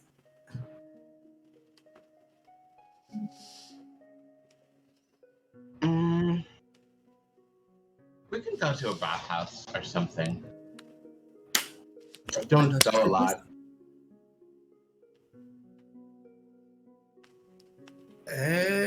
You should go. It's very relaxing. I go there probably multiple times a week. Sure. I will take you to probably a really nice one. For the nobles. Oh, fancy. All right, so you take them to a relatively fancy bathhouse. This is going to be a little bit more expensive. So let's say a gold piece a person. Yeah, not expensive for you all, but expensive for your common person. Yeah, that's real nice. That's why it's not for them. Because you're Dumka. Yeah, I will pay. And you all can get a room that has like a big bath, like basically like a oh god, Kristy, what's it called? Onsen. Yeah. Hot spring. You can kind of get something that's natural like hot that, springs, or you can get a like different rooms with like a different bathtub for each of you. Private room, private bath. So fancy. Typically the private rooms are meant for one person. Yeah, I mean, I think that the hot spring, the onsen style would be more up Reksha's Yeah. And that you can get that like just for you too, if that's what you want to do. Also. Like, he doesn't have to have other people in there. Yeah. So, yeah. They offer that too. So you can lose hours in the forge. It's sort of like getting this experience, except you're sore after it instead of being nice and relaxed. So this is what I like to spend several hours of the day doing. You wouldn't be sore if you remembered to take breaks. I do take breaks. I take a lot of breaks, actually. Well, it's just hard work. Taking too little breaks means that your muscles aren't getting fully used to it, so you won't be able to go as long. Get in the water.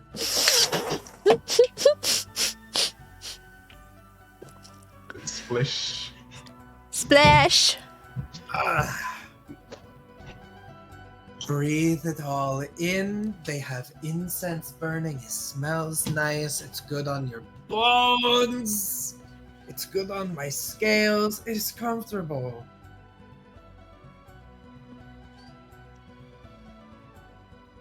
It's comfortable, right?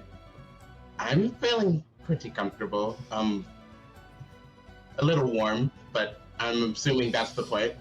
That is the point, yes. I feel like with how ever since the Iron Line has gotten up and moving, we haven't had time to just relax like we used to. I used to take you on walks through the city. You used to do the cooking. You would have people over for the house, and now we are finally in between jobs. You have been so busy. I feel like we haven't gotten to just sit and relax and talk.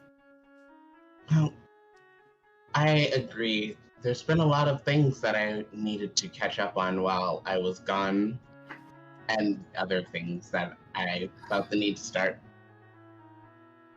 I know that you had things that you needed to catch up on and things that you needed to start. I understand wanting to keep yourself busy, Reksha, but I am your friend, and I am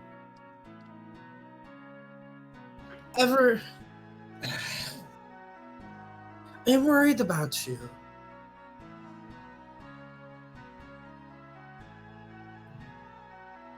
I know how you get. You throw yourself into your work. You do wonderful work. You cook for everyone. You are so helpful and so talented and so kind and so giving. I love that about you.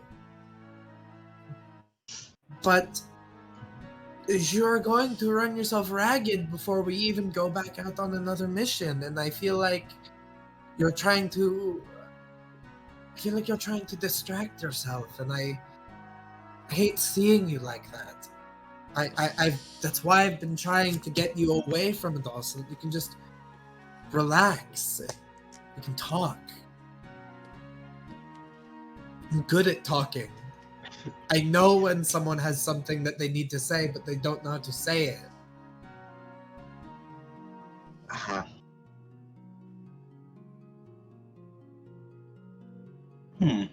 Can we talk? What about? About Oath.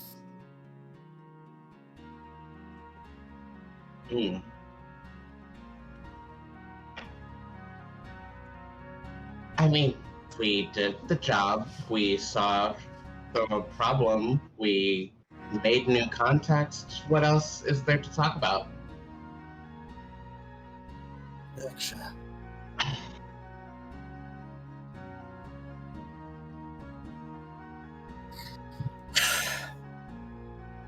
I'm not going to try and be the crowbar to the lockbox of your heart sort of thing. But...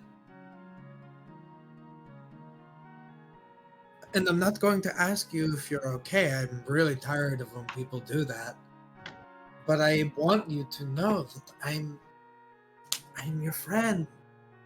And I hate seeing you like this, and I know it must be hard.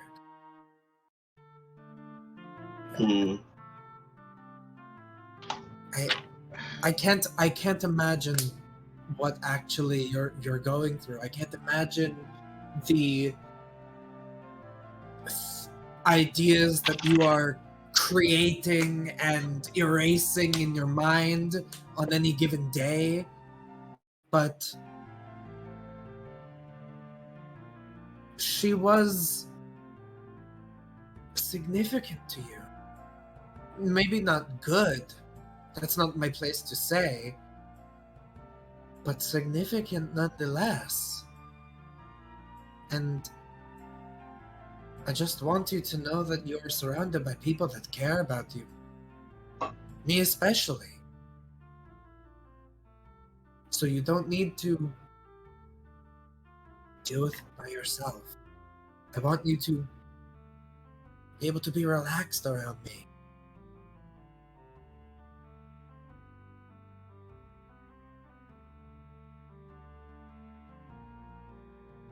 Did I ever tell you exactly about where I came from? You said that you were deep in the forest. I don't believe that you called it by a certain name. It was just sort of the forest. And then you walked a long time, and then you found Port Zoon. It was the first place that you saw. And you just walked in. And if I remember correctly, you were wearing nothing besides like a scrap of fabric over your unmentionables, and you caused quite a scene. Yes. Well, I don't remember a lot about where I came from, but I called it the forest because I know that we'd never normally attached names to places or things. We just called them by what they were, and that included people. We didn't name each other. I didn't have a name. My family members didn't have a name. I didn't even call them. I didn't even know what the terms mom and dad were. They were just there. And they were the people who gave birth to me and cared for me. And the entire village itself that lived there, solitary as it was, all cared for each other. But you left. And it's because from a very, very small age, I didn't feel right there. It was in partly because I didn't look like my peers, nor did I share the same penchants for pacifism. I was probably less than 15 years old when I decided I was going to leave.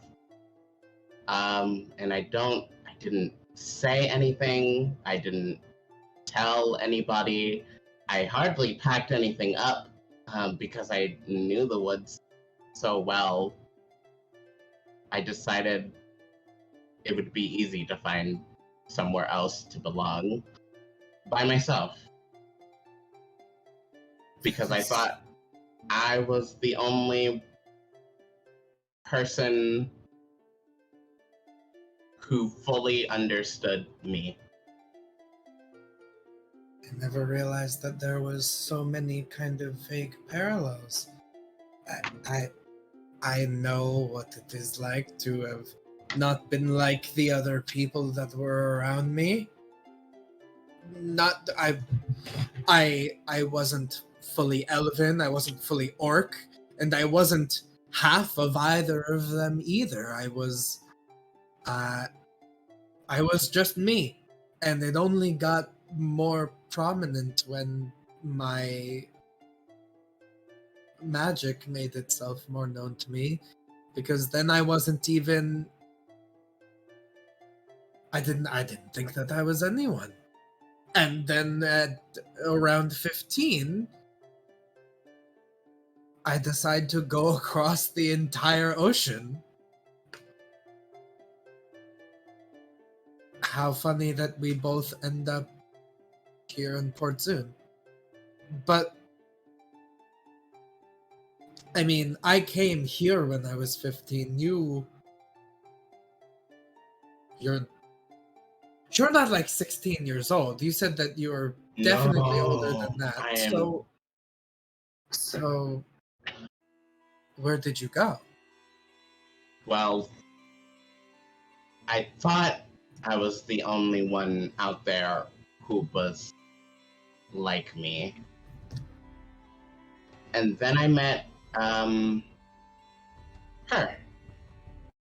living in a small house in the middle of the woods, and I don't know how I never how any of us had never come across it before, but when I saw her, the parallels were immediate. She had the same horns that I did, and the same colors, and she saw it as well, that we were the same. I'm not entirely, what's the name that you all, Firbolg. There's something else that affected the circumstances of my birth. I think she called it being planar touched, specifically influenced through the 9 hells. I thought that sort of explained parts. Sure. You're a very kind person. I would not necessarily imply something like that would be influenced by such a terrible place such as the Hells. You are probably one of the most kind and giving people I know in my life, second only to my mother. I suppose, personality-wise, thank you. It wouldn't make sense, but physically, biologically, I would say there was no denial. And I thought that since we were the same, and she thought the same, that we weren't alone in the woods anymore. And so I lived with her for who knows how long I spent with her. And she taught me lots of things. But as I grew older, I started to realize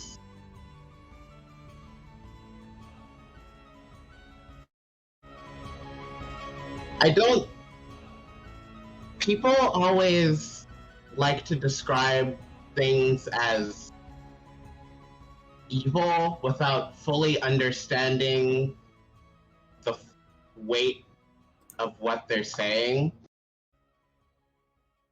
It's very rarely that you can look into someone's eyes and see evil. She was evil. And it took me way too long to understand it, because everything I've come to know was facilitated by her. Reksha, no time is too long for something like that. To find someone that you finally sense a true kinship with, and she cared for you, she taught you, and you said that you had spent years together. I mean, you know, no wonder you would feel so connected. I understand to the extent that I can. If I found someone like me, I would immediately feel a kinship with them. I've spent several decades just trying to figure out what I define as my family. You know, I have my mother and my father and my other father, and then you throw dragons into the mix. I mean, it's a lot. I understand, I think, what you felt, so I can understand that it probably was so hard. But I take it that you left. I had to. One realization led to the next, and I began realizing that while I don't think she didn't love me, it became increasingly obvious that she was using me as well, as an ends to a means. I was to fetch things for her. I was to fight things for her.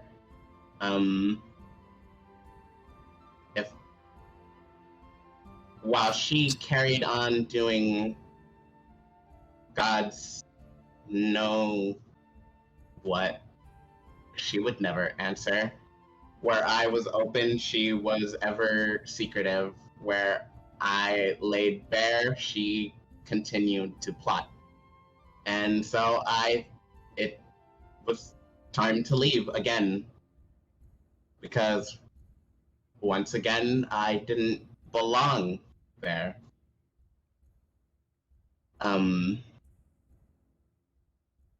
that leads us to where we are now, and Oath. Yes. I didn't think she was ever going to leave the forest. I thought that was her home. But she said she finished up what she was doing there.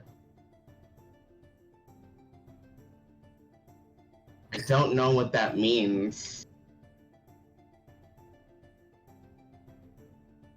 Is that... I don't want to litter you with questions, but do you want to go back there? Not to Oath. To where you were from? It's been way too long.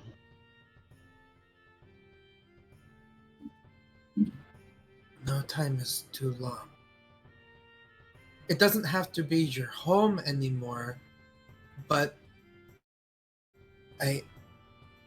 if she did something, I don't know.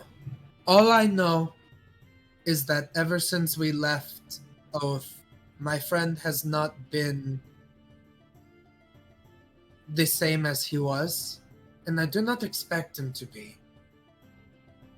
But I also...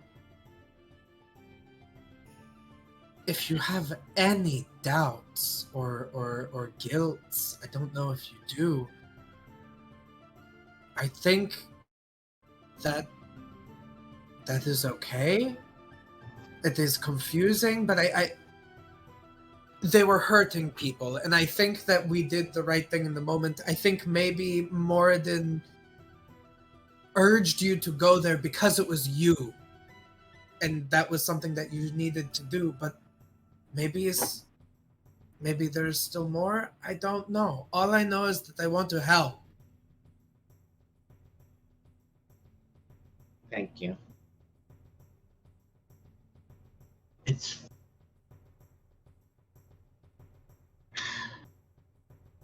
You are very good at talking. I try. It is one of the skills that I have been granted with everything that is me. I'm no Matty. But if I'm going to do one thing, I'm going to do it well. If you ever want to go back there, I will go with you. No questions asked. I will pack a bag if I remember, and I will go. I will go anywhere that you need me to go. I will walk up and down the entirety of Wildemount. I will cross the entire ocean if you need me to. The point is... Let's not go too The far. point is... You think I'm talking grand things, but I'm not. The point is, I don't want to have to twist your arm to get you to come to an onsen.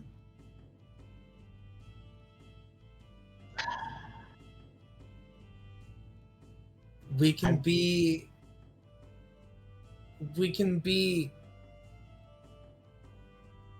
the same in our differences. Neither of us are quite like the origins that would imply for us. In that we are sort of the same. And I don't know. See, I'm very good at talking, but if I say it, I start talking too long, then I start to sound stupid. I just wanted to force you to relax and just let you know where I stand. Thank you. There's just been a couple things that I feel like I needed to, a couple ideas I felt like I needed to get started on, and you're probably right. I have been burying myself in work to stop myself from thinking about things I would rather not think about. However, I would like to finish what I started, and what I started here, as well as what was started in Oath, I don't feel is finished. I've never seen someone look so peaceful while dead, and that gives me the heebie-jeebies. Is that the right term? I don't like your length. I don't like common at all. You don't speak giant, do you? No.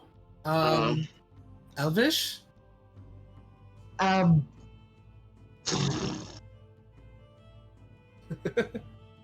It's fine. I understood what you meant. I speak it, but it's... The vowels don't make sense, do they? I feel like my tongue ties in knots whenever I do it. Zach is better at it than me. Just look, whatever the coming storm is, I mean, bitch, I'm a storm. I'll weather it with you. So... I was hoping you'd say you'd redirect it, but that's good enough. I don't know how to do that. But I can try. Hell, my magic has been getting really weird lately. Maybe I can. That is a conversation for another day. But that does lead me. How about you take one day out of the week and you come here with me? And we can catch up on things. After I finish my next project, I should have a day. Okay. He'll give you a hug. God, I wish that was me getting hugged. He's so big. Oh my goodness, this is so comfortable.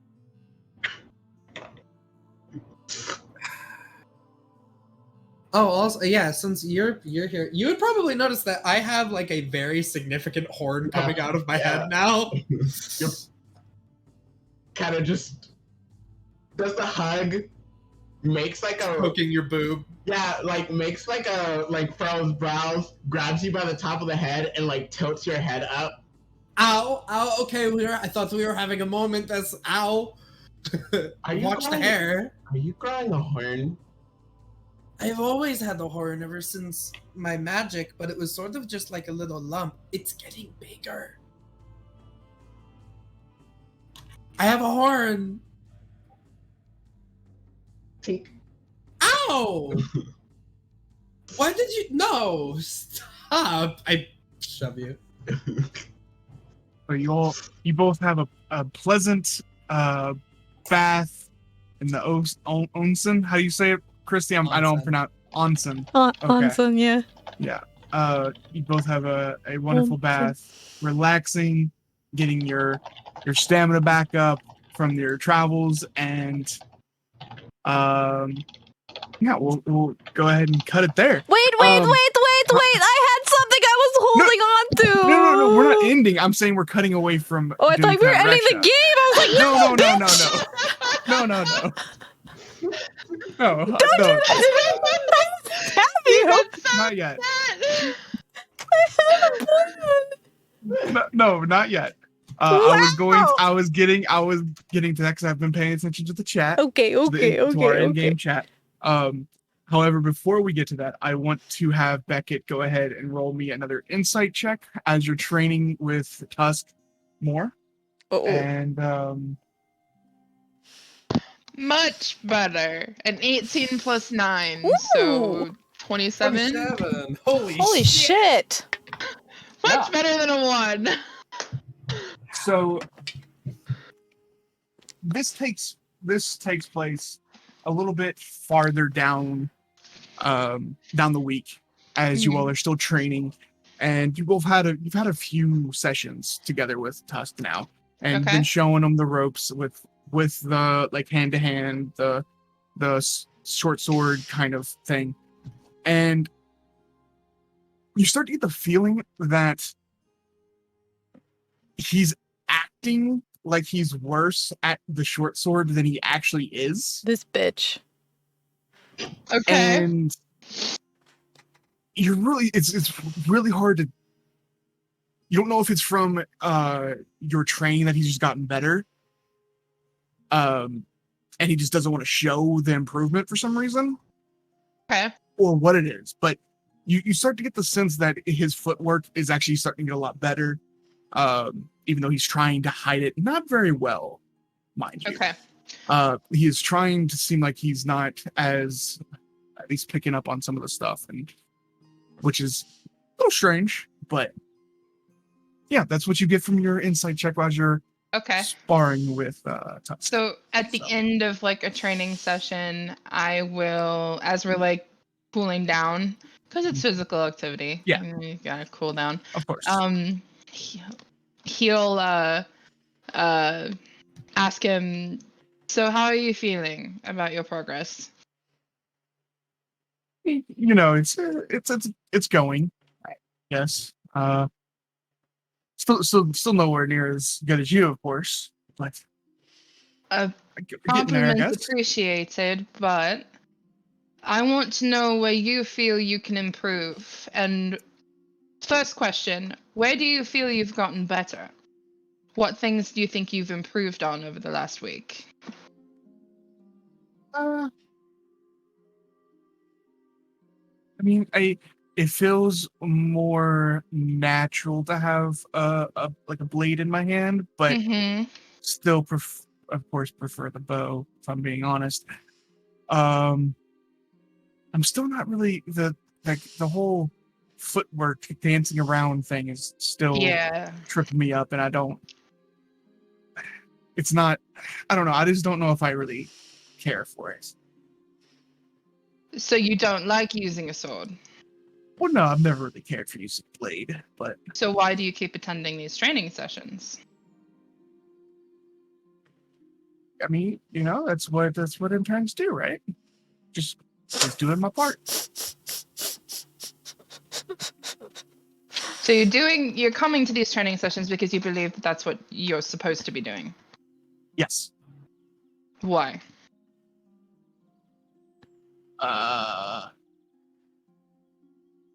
Because I wasn't told of anything else to do. So, what would you like to be doing? I don't know. I guess going on an adventure would be cool. Okay. I would love to go out with you all the next time you all go out. That'd be, I think, really educating and entertaining. That is something that can be discussed. I do have a question for you, though. Sure, of course. Why are you holding back as much as you are? Because the mistakes that you're making can only be made if you're putting quite a bit of effort in to make them.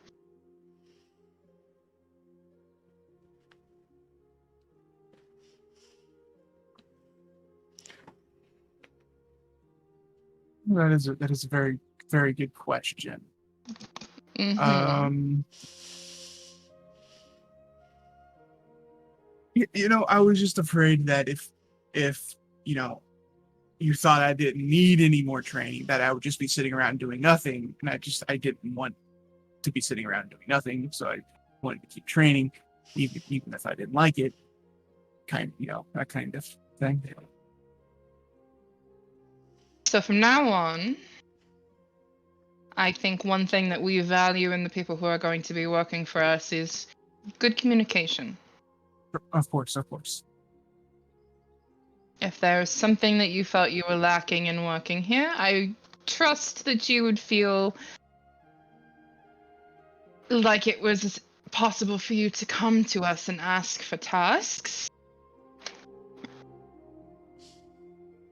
Rather than... I've always had a job where they just told me what to do. And so this is kind of like new territory for me. Okay. I will keep that in mind. Mm-hmm. Okay. Oh, this kid doesn't have initiative. Fuck. I think I speak for all of us when I say that it is probably going to be in your best interest to put forth some initiative. That will especially help you if you ever want to be coming out to travel with us, because it couldn't come off as laziness. Okay. I'm definitely not lazy. I just didn't know. Okay. I will keep that in mind. Thank you. Mm-hmm.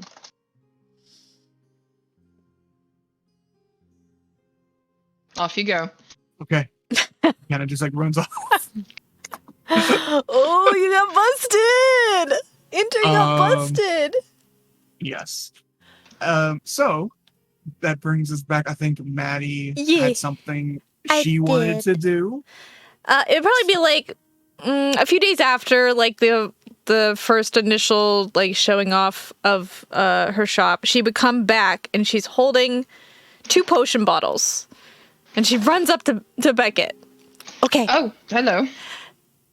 Maybe I'm overstepping. Tell me if I am. I'm told I do that sometimes. I don't mean to. It's here. It's the same thing. Beckett. She holds up like an identical potion bottle. You mentioned that you didn't want your name being spread around. So, yes, this might help with that. If you're ever in a pinch, it only lasts for 10 minutes. But if you're ever in a pinch and you don't want to look like you can be something else. That's very thoughtful of you. You just need to think of what you want to be, as long as it's a humanoid.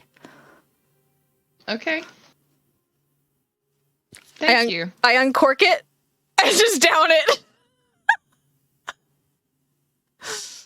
And she turns into a elf with bright red hair, shoulder length. She looks more like in line with Beckett in terms of skin tone, complexity, and height. Oh, that's very impressive.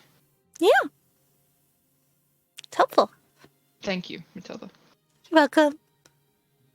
You sure you don't want to try it now? I can make more in the morning. Can you? Yeah. What should I look like? Whatever you want. That's the fun of it.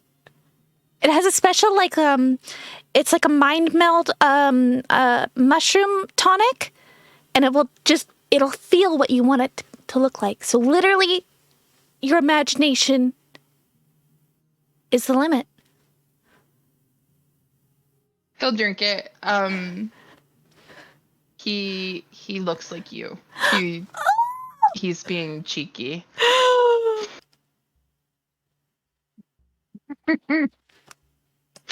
Beckett!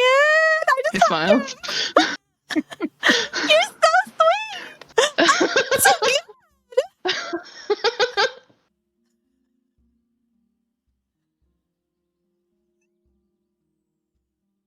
Damn, now I wish I had the other one so I could look like you. I'm gonna do that tomorrow. Okay. Okay. I run back to my shop to go brew more. I'll be back. She goes. Oh. He's just looking like Mathilda now. 10 minutes. Saren's like, what the fuck? Allie comes in and like, what are you doing here, Matty? This does not change your voice. He just turns and walks away. Okay, talk to you later. It's like he stands there for a moment. He's like, and then turns to walk away. All right. So, does anybody else have anything they would like to do? I have a few more things that I would like to get to, but I just want to make sure everybody else is good on whatever they wanted to do. Nope. No, I think there's a few things, but like we need Victoria for them, so Yeah. we'll just rewind when she gets back. Yeah. All right. Well, if that's the case, Dumka, you on your adventures through the city as you're talking to people, getting to know people, and just Dumka being Dumka, basically. Yeah. You come, which you've seen the shop multiple times. You come across the shop with it is a small brick building with a simple wooden door, except there is a mouth in the center of it. The windowless front of the building is a little uninviting to most people, but it reads on a sign up above, says the word of mouth. And you have heard of this shop. It is basically Port Zoon's magic shop. There's not many of these in the city. This Right. is one of them. You have heard of this before. Right. I think we but- actually talked about it when I wanted to go shopping one time. Yeah, one time we did talk about it, but you decided not to go there. But as with one of your favors, you wanted to cash in, you walk up and touch the front of the door. Now, as you do, the mouth on the front of the door awakens and says, "We are currently open. Please come on in." Okay. And as you push open the door, inside the shop is full of display cases, some with items inside and some that are empty. Other than that, the room is devoid of color, with only gray brick walls and ash flooring. All the display cases have a small mouth at the base of them, which, as you walk through, if you were to touch any of the glass cases, the mouth comes alive and gives you a description and name of the items inside the case. If it's empty, it will say currently currently out of stock. Please check back later. But you walk up to a small front desk. As you're walking through the room, you see there's what seems that most of the cases are currently empty, unfortunately. But there is a case that has an amulet in. There is a jug of some kind, 2 different kinds of bags, and some bracers, all in cases that you can look at. What would you like to do? Oh, let's see. Let's look at the amulet. You walk up to the amulet, touch the glass that is encasing this item, and it is this amulet is called the Amulet of the Drunkard. This amulet smells of old ale-stained wood, and it gives you a description of the ability. While wearing it, you regain 4d4 plus 4 hit points when you drink a pint of beer, ale, mead, or wine. Once the amulet has restored hit points, you can't do so again until the next dawn. Thank goodness that it works with wine. I did not like most of those other drinks. And then it also says, currently this amulet is priced at 175 gold. It's going to be one of the... Where are you, by the way? You as you yell out and explain in this voice and say that, you hear a few things fall over from a back room, and you hear a voice come out, and he doesn't. the voice doesn't cuss, but you get the sense that almost lets out like a swear word. And as this individual walks out to greet you, you see an older gnome, has crazy graying hair, that's like really like shaken up and all over the place. Think of like kind of like Albert Einstein's hair almost, like where it's like that, like frizzy and stuff. Love the look. And he has spectacles on his face and like a big nose. But he will come up. Did someone ask where I was? I was in the back room. Who might you be? Oh, hello. My name is Dumka. Are you the mouth? Yes, I am the one that made the mouths. Yes, You made my name is Thorin. I am the owner of this shop.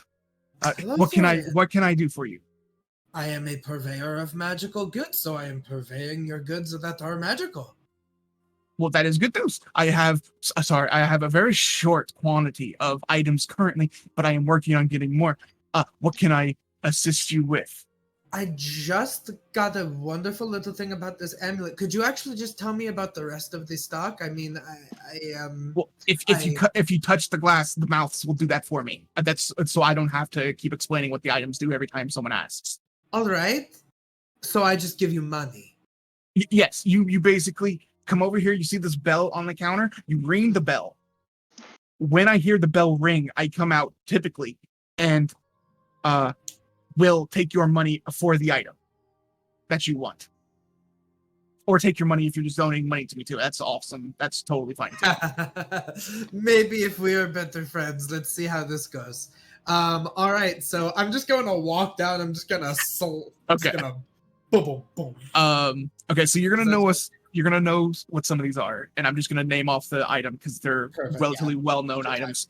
One is an alchemy jug, Ooh, alchemy. kind of obvious with a jug. There's not many jugs. One is a bag of holding.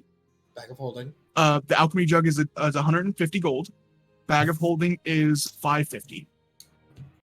And then the bracers are bracers of flying daggers, which is an item I just got in another game. Those are 2,000 gold pieces.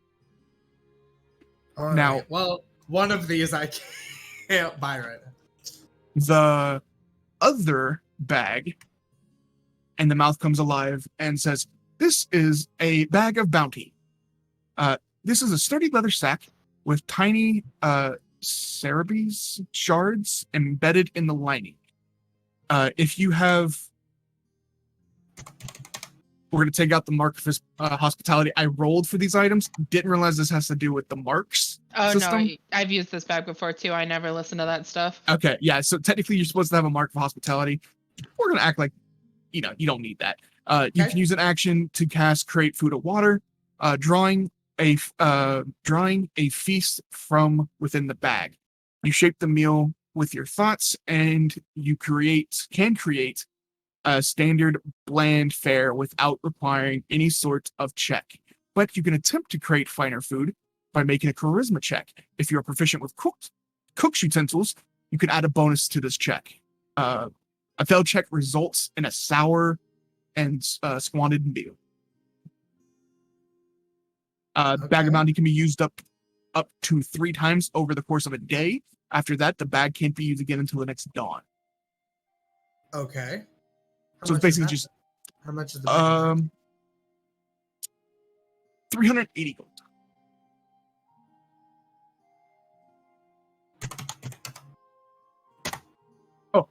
I also offer spell scrolls up to he gives a more like role play answer, but up to 4th level spells. I can also scribe spell scrolls of certain natures. But those I don't leave those out because that would just take up so much room, and I don't really have that much room. So I mean, because they'd be all over the place. What did you say? Your name again? Thorin. Thorin. My name, Thorin. Thorin. Thorin. foreign. We are going to be. I think we are going to be good friends. So let me. That's wonderful. I am always looking for new friends. Now I am also a businessman. Okay. So I'm pretty good with coin. If I remember correctly, the amulet, the jug, the 2 bags together, that would total, I think 1,255 gold, 175, 150, 550, 3. What was the last one? 380. 380? Yeah. So, that So should you be want everything except for the bracers? Well, I can't afford the bracers, but I also can't technically afford 1,255 gold. I have 1,055 gold. All right, so I'm 200 Okay. short. Okay. If I give you all of that now, can I give the following 200 for the last item a little bit later, like a promissory, and I will give you that much right now, and then I can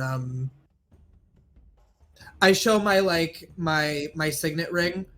I am good for the money. It's just that it is coming in. Or at the very least, could you put one of these aside and then I will come back and buy one of them. I have enough gold to buy out many of these items, and I'd like to give that gold to you. As you show off your signet ring, let me see that. Right closer. He takes your hand, like you see, like he brings the ring basically right up to his eyes. You kind of tell that he's his vision is not the best, but brings it up. I think this can be worked out as long as I have your word on repeat business and your friends in the circle you run. I know this ring. So, is that a deal? I know a lot of people that I can bring you some business. I've been working. We have the Rallinet family. We have the Iron Line. Perhaps maybe you've been hearing we've been making a rise. So no, yeah. I have not. Although I do not get out very much. That is fine. You know the Rallinet family, though. Yes, we do good things for the city. Yes, I know that. I will give you a promissory note for the other 200 gold, and I will pay it immediately upon the funds being available to me. Sounds like a deal. Let me go get my keys to open up the cases. And you see him run back to the back. You hear him rummaging through a couple things. Now, where did I put those keys? And you hear what sounds like a pot or something falls over in the back. God dang it! And this goes on for about 5 minutes or so as he is rummaging through stuff. I found them. They were on my belt loop. And he comes back. I do the same thing. I lost my headband. Where's your headband? It was on my head. I do. It's like they hide from you know. Things just. It's a trait of successful people, to be entirely honest. I agree. Okay, let me get these things. And right. He walks over, undoes all the different glass cases, and hands you the different assortment of items that you bought. As you are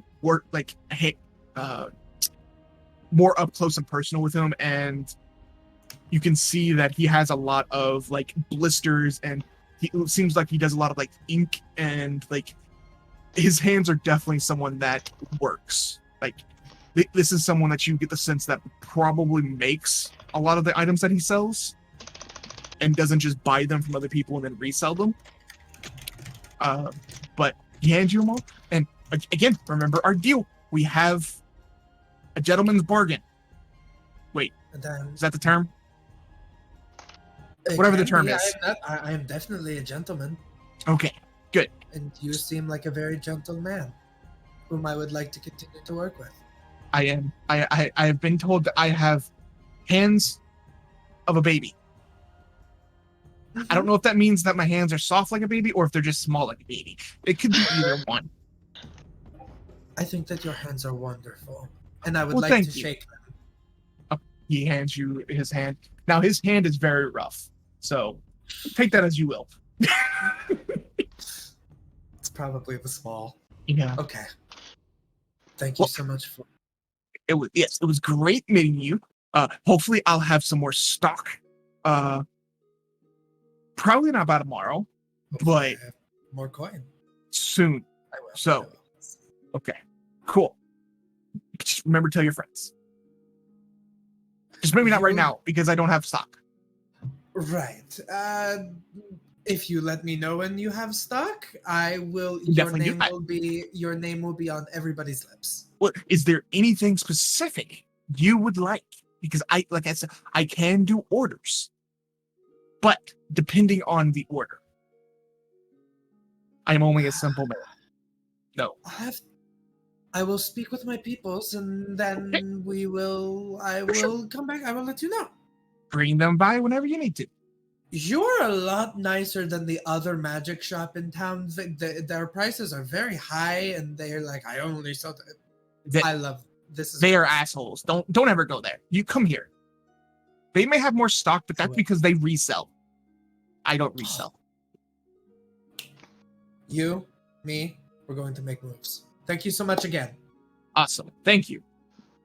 All right. And I'm going to. Hey guys, you're getting presents. you as you're leaving the building, you hear as he's walking back behind his table. That's my toe. I'm okay. You see, this person is probably not the most coordinated individual in the world, and you get the sense that he has a lot of like accidents.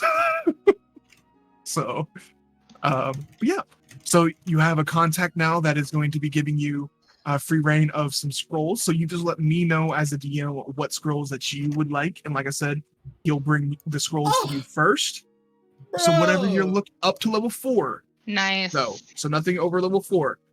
But I've got spells on call. yeah, he can personally craft his own spells into spell scrolls. So you just let me know which ones. Of course, more like if it's a rarer spell, might be a little bit more difficult or take a little bit longer. But yeah, you have a person that can. This is like worth all 3 favors. Oh my god! Like we've got an artificer and a magic items dealer that's like, hey, I'll do like scrolls on call. Oh my god! Yeah. Thank you, Derek. Yeah, and this totally means you're gonna attack me with a dragon to make up for it. Well, as you say that, also while you're doing some perusing of the city and doing your whole thing, when you're out, you just finished having drinks with a couple of the people that you were trying to get in with, and trying to get some favors and stuff like that. You're making your way home, and this is more it's not like late night to where there's no one on the streets. There's still people on the streets, like probably around like sunset. You're going somewhere, whether it be home, whether it be the Iron Line, whatever it may be. You see off in the distance, maybe about 15 feet away, an old friend by the name of Geo, just standing there looking at a cart. Looks up, sees you, smiles, gives you a wave, and for whatever reason, you go to turn around and go face first into somebody. This is another friend of yours that goes by Omen now, standing in front of you with a big smile on their face. A tiefling individual that you may have accidentally. Marriage might have been in the talk at one point, but it was misinterpreted of something. But as you turn around, you bump straight into them, and they look up to you and like, "Oh, Dumka, I am so glad we can meet again. It's been so long. Oh my How have you been?" I've been doing so well. And Geo too. I mean, don't worry about him. He's fine. No, I mean, what are the odds just passing by? I know. Yeah. What are the odds? It's crazy. It's like small town, right? Not really. Well, I mean, small street, I guess. Then gives it a little giggle. Small street. Yeah. How have you been? Oh, I've been wonderful. That is I good. gave your friend over there a little scar. If you didn't see, I'm sure you did.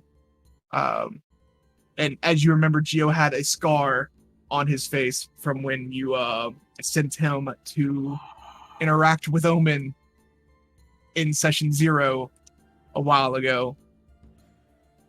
But Because I was playing a prank, yeah. But I've quite taken a liking to him. I'm gonna be honest. He's not as useful as I would hope, but he's not bad. Not bad. Sometimes, it leads to a wonderful story that ends up, really, Yeah, I know. really glad that I could bring you two together. Yeah, those funny stories that we love to tell to people. I totally get it. Yeah, it's a good conversation starter. Well, it was really nice to see you do again, Dumka, and I'm sure we will be seeing each other again very soon.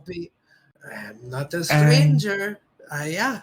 Yeah, well, no, I'm not the one being a stranger. I think that's more you, but but yeah. But like I said, I'm pretty sure we'll be seeing each other again relatively soon. But you have a good night. Don't drink too much, though. You don't want to end up throwing up on yourself like you used to do. I can hold my wine very well now. Well, Thank good you for night. the concern. Yeah, good night. And they walk away before as you're still pleasure. speaking. And Gio kind of watching you two interact. And as Omen walks past Gio, Gio kind of just gives you this evil side eye. And you can see with a scar on his face now. He was never really menacing before. Now he's a little not a kind of yeah. But he gives you that evil side eye and then turns around and follows Omen off in a direction. But anyways, that's what happened. So you meet back up after collecting your newfound magic items and meet up with your friends back at the Iron Line. Hi, Dumka. Huh? Who? Are you alright? Hi. It's late. I've been doing a lot of work. Speaking of, everyone come over. Take a break in training. Boom, boom, boom. I made a contact in the city by the name of it started with a P. I think it was Phil. He is he makes magical items and he does spellcraft and things. I was looking to try and find some sort of way into this world so that we could have sort of a connection, and I made this connection. I went and looked at the shop, and I was able to get some of his wares, which I thought that I could bring and sort of show everyone. It is I thought it could be quite interesting. Matty. Oh, I'm here? You said that one of the things that you are able to do is magical item identification. Yes. He told me what they all do. I don't remember everything that he said, but there was this is an amulet for drinking alcohol. Ooh. This sounds like I got scammed, but this is I've been working on this contact. Take a look at them. Sure. I thought that maybe we could I wanted to sort of just start this kind of business relationship. I put some gold into it, and maybe they could be useful for us. And then I can possibly he'll do orders, and we might just be able to have a more elite influx of magical items for use on our missions. Well, since he's asking me, I will start to ritually cast. I know I don't need to, but just for his sake of mind, she will start ritually casting Identify, and it's very similar to the Detect magic, but she like puts in a different screen and then like readjusts it so she can like aim it at the item. So it's like see-through instead of like a radar. It's a see-through, and it kind of radiates what type of magic it is. And as you do that, all the items that Dumka acquired from the shop are above board. They are exactly what Dumka was told they were. No issues. Yeah, no issues. This is quality stuff, Dumka. I am the merchant prince of Port Zoon for a reason. Quality is my middle name, except it is not, but I say it is. That ale amulet is pretty smart. I make alcohol for funsies, and if I can make alcohol for funsies and heal, that's great. That's so much less work for me. You know how long it takes to brew a healing potion? It's so much easier to get my fermented fruit juice and turn it into wine. I mean, it just gave me a reason. I thought it would just give me a reason to be able to have wine more. I do not know how alcohol heals wounds, but it definitely heals my. I think it's like a region. It like activates a different type. It's got to be a magic thing. I'm assuming it's an activation of some sort. I'd have to study it more. Do you mind if I study it more? That is one of the things that I take the amulet and start like putting it in shit and start studying it. Oh. Well, she just gets right down to work, doesn't she? She does. Already has her hot plate out. I thought I hold up the bag of bounty. We have a wonderful chef, but I thought this would be a very good supplement for his wonderful cooking. Reksha. I believe this bag will allow you to just be able to make the food, wherever we are. He said that there is a varying, it varies, but I thought maybe it could be useful. Or, just in case Saren wants to have a little bit of extra to eat, I don't know. And another bag, which I thought it's kind of cute, It would be a very easy way to feed her and make sure she's getting enough food while we're traveling. Yeah, you'll never go hungry.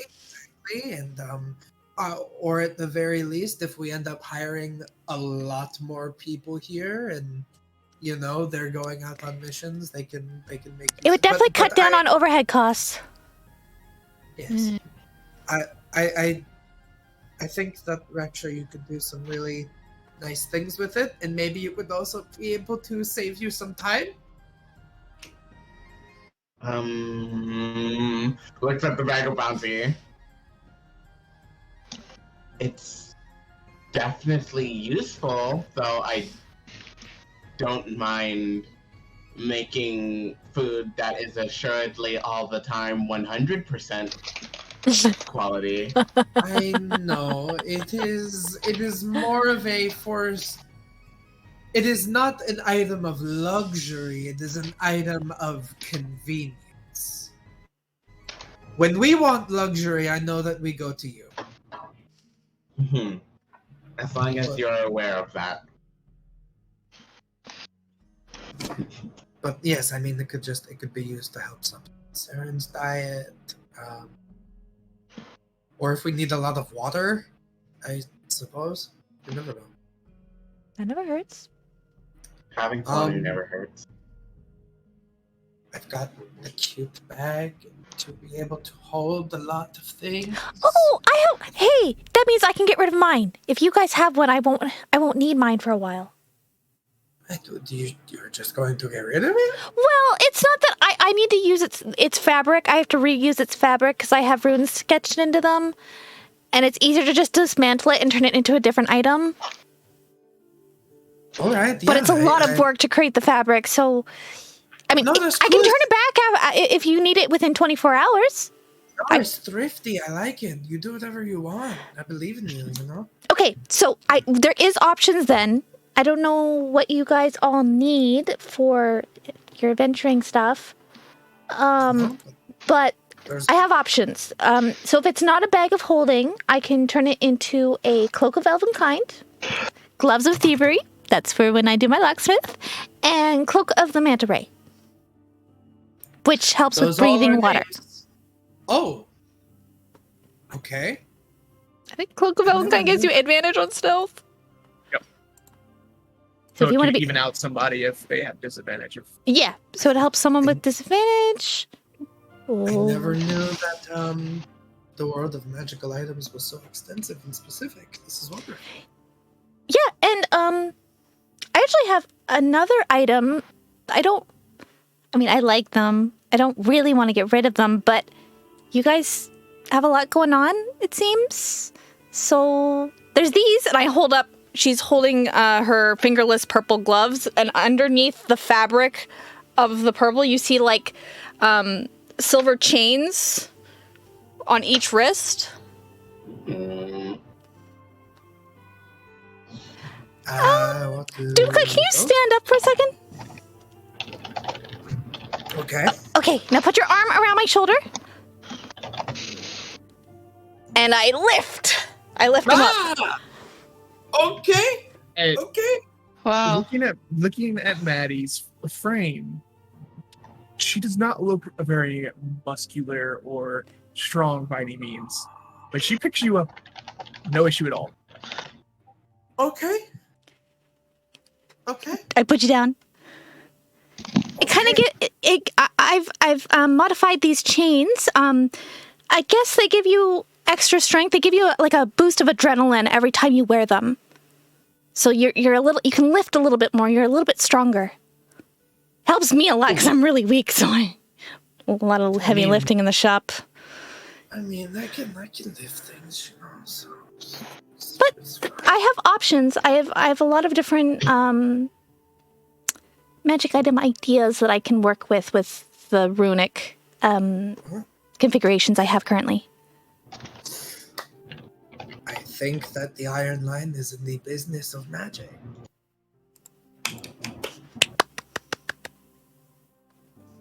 So, Kristy, what is the magic item that you were talking about, like out of character? Your chains. What are they? That is Exactly. technically the gauntlets of ogre. Ogre strength. Ogre strength. Yes, gauntlets of ogre power. Oh, ogre power. Belts of strength. Gauntlets Yep. of power. All right. And there's this, which I think can make wine. So I hold up the jug. Combination. Good Pizza combination. Hut and Taco Bell. And I think the amulet is the only thing that requires I believe so. attunement. Because I'm full on attunement, but so we've got a lot of just We got extra options. utility items. Yeah, and all those items are D&D Beyond items, so Yeah. you can just whoever wants them can add them to your inventory. We So- went from having a couple magic items to like here's 8 more magic items. Okay, but here's the thing. I have 4 options, but you can only choose one. The ogre gauntlets is something she specifically made like over the years, but the bag of holding, cloak of elvenkind, gloves of thievery, and cloak of the manta ray, she can switch them out every 24 hours whenever you need them. Oh, the gauntlets aren't an infusion. You just have. No, I asked Derek for a favor because I didn't start with magic items because I'm an artificer. Oh shit! Awesome. All right. Well, Dumka doesn't need any of these. I bought them for you guys, so we can just have them like in the party. I don't think Dumka is the one who should be the bag of holding carrier. Matty can do it. Matty can do it. Yeah, Matty can do it because she's got a lot of like You've got a tools lot at of all stuff you times. can carry Yeah. Anyway. I Yeah. have the trash bag. I have the bag of devouring. Oh God. You'll have so many bags. We now have that I'm so many realizing it. Yeah, no, bags. we have the bag of devouring, bag of holding, bag Don't- of bounty, Don't get them mixed up. Nope. the iron flask, which technically also Iron holds. Blast. We don't. something. Yep. Still don't know what that is. Let's not get them mixed up though, okay? We have a lot of shit. I think in terms of like the balancing out these items, we wait till Vic gets back to figure out who wants or needs what. Yeah. We can talk about it out of game. Yeah. And talk it like in between sessions. So But like I said, like Maddie's thing is like it's interchangeable depending on the situation. Yeah. So I think Victoria / Tremayne might really like the amulet of the drunkard. I think so too, honestly. I get a feeling that she will too. yeah, me too. Yeah. Now I will say a pint of alcohol is equal to 2 cups of liquid. Just so you know. Okay. I don't know if everybody knows what a pint was, but It's doable. And I think the alchemy jug can easily make enough to qualify for it. I think so. Yeah. It can make. Can I make a it can gallon? Make 4 gallons. Yeah, It you can make make gallons. 4 gallons of beer or a gallon of wine. So Yeah. So that's plenty. Yeah. Yeah. Yep. Okay. And oil and acid. Well, I do think that is probably a good place to end for this week. Oh, boy. And yeah, next time we play will be in 2 weeks, as long as nothing changes. And hopefully we have our good friend Victoria / Tremayne back. So, and we'll see what she had plans for her character. Hell at the yeah. beginning of next session. Hell yeah. So, is there any other announcements that we need to do before we end? Is there a Mystic Hour tomorrow? There is, but I think I have it set up for the pre-recorded rebroadcast because I do have to go to dinner tomorrow. But if I don't get it like sorted, I'll either stream early or stream later. But I'm pretty sure I have a pre-recorded time slot. Okay. And then I believe this Friday is Shadowrun. I think. Yeah. Yep. So Coming back to so check the that chaos. out. But yeah. Hopefully everybody had fun watching and playing today.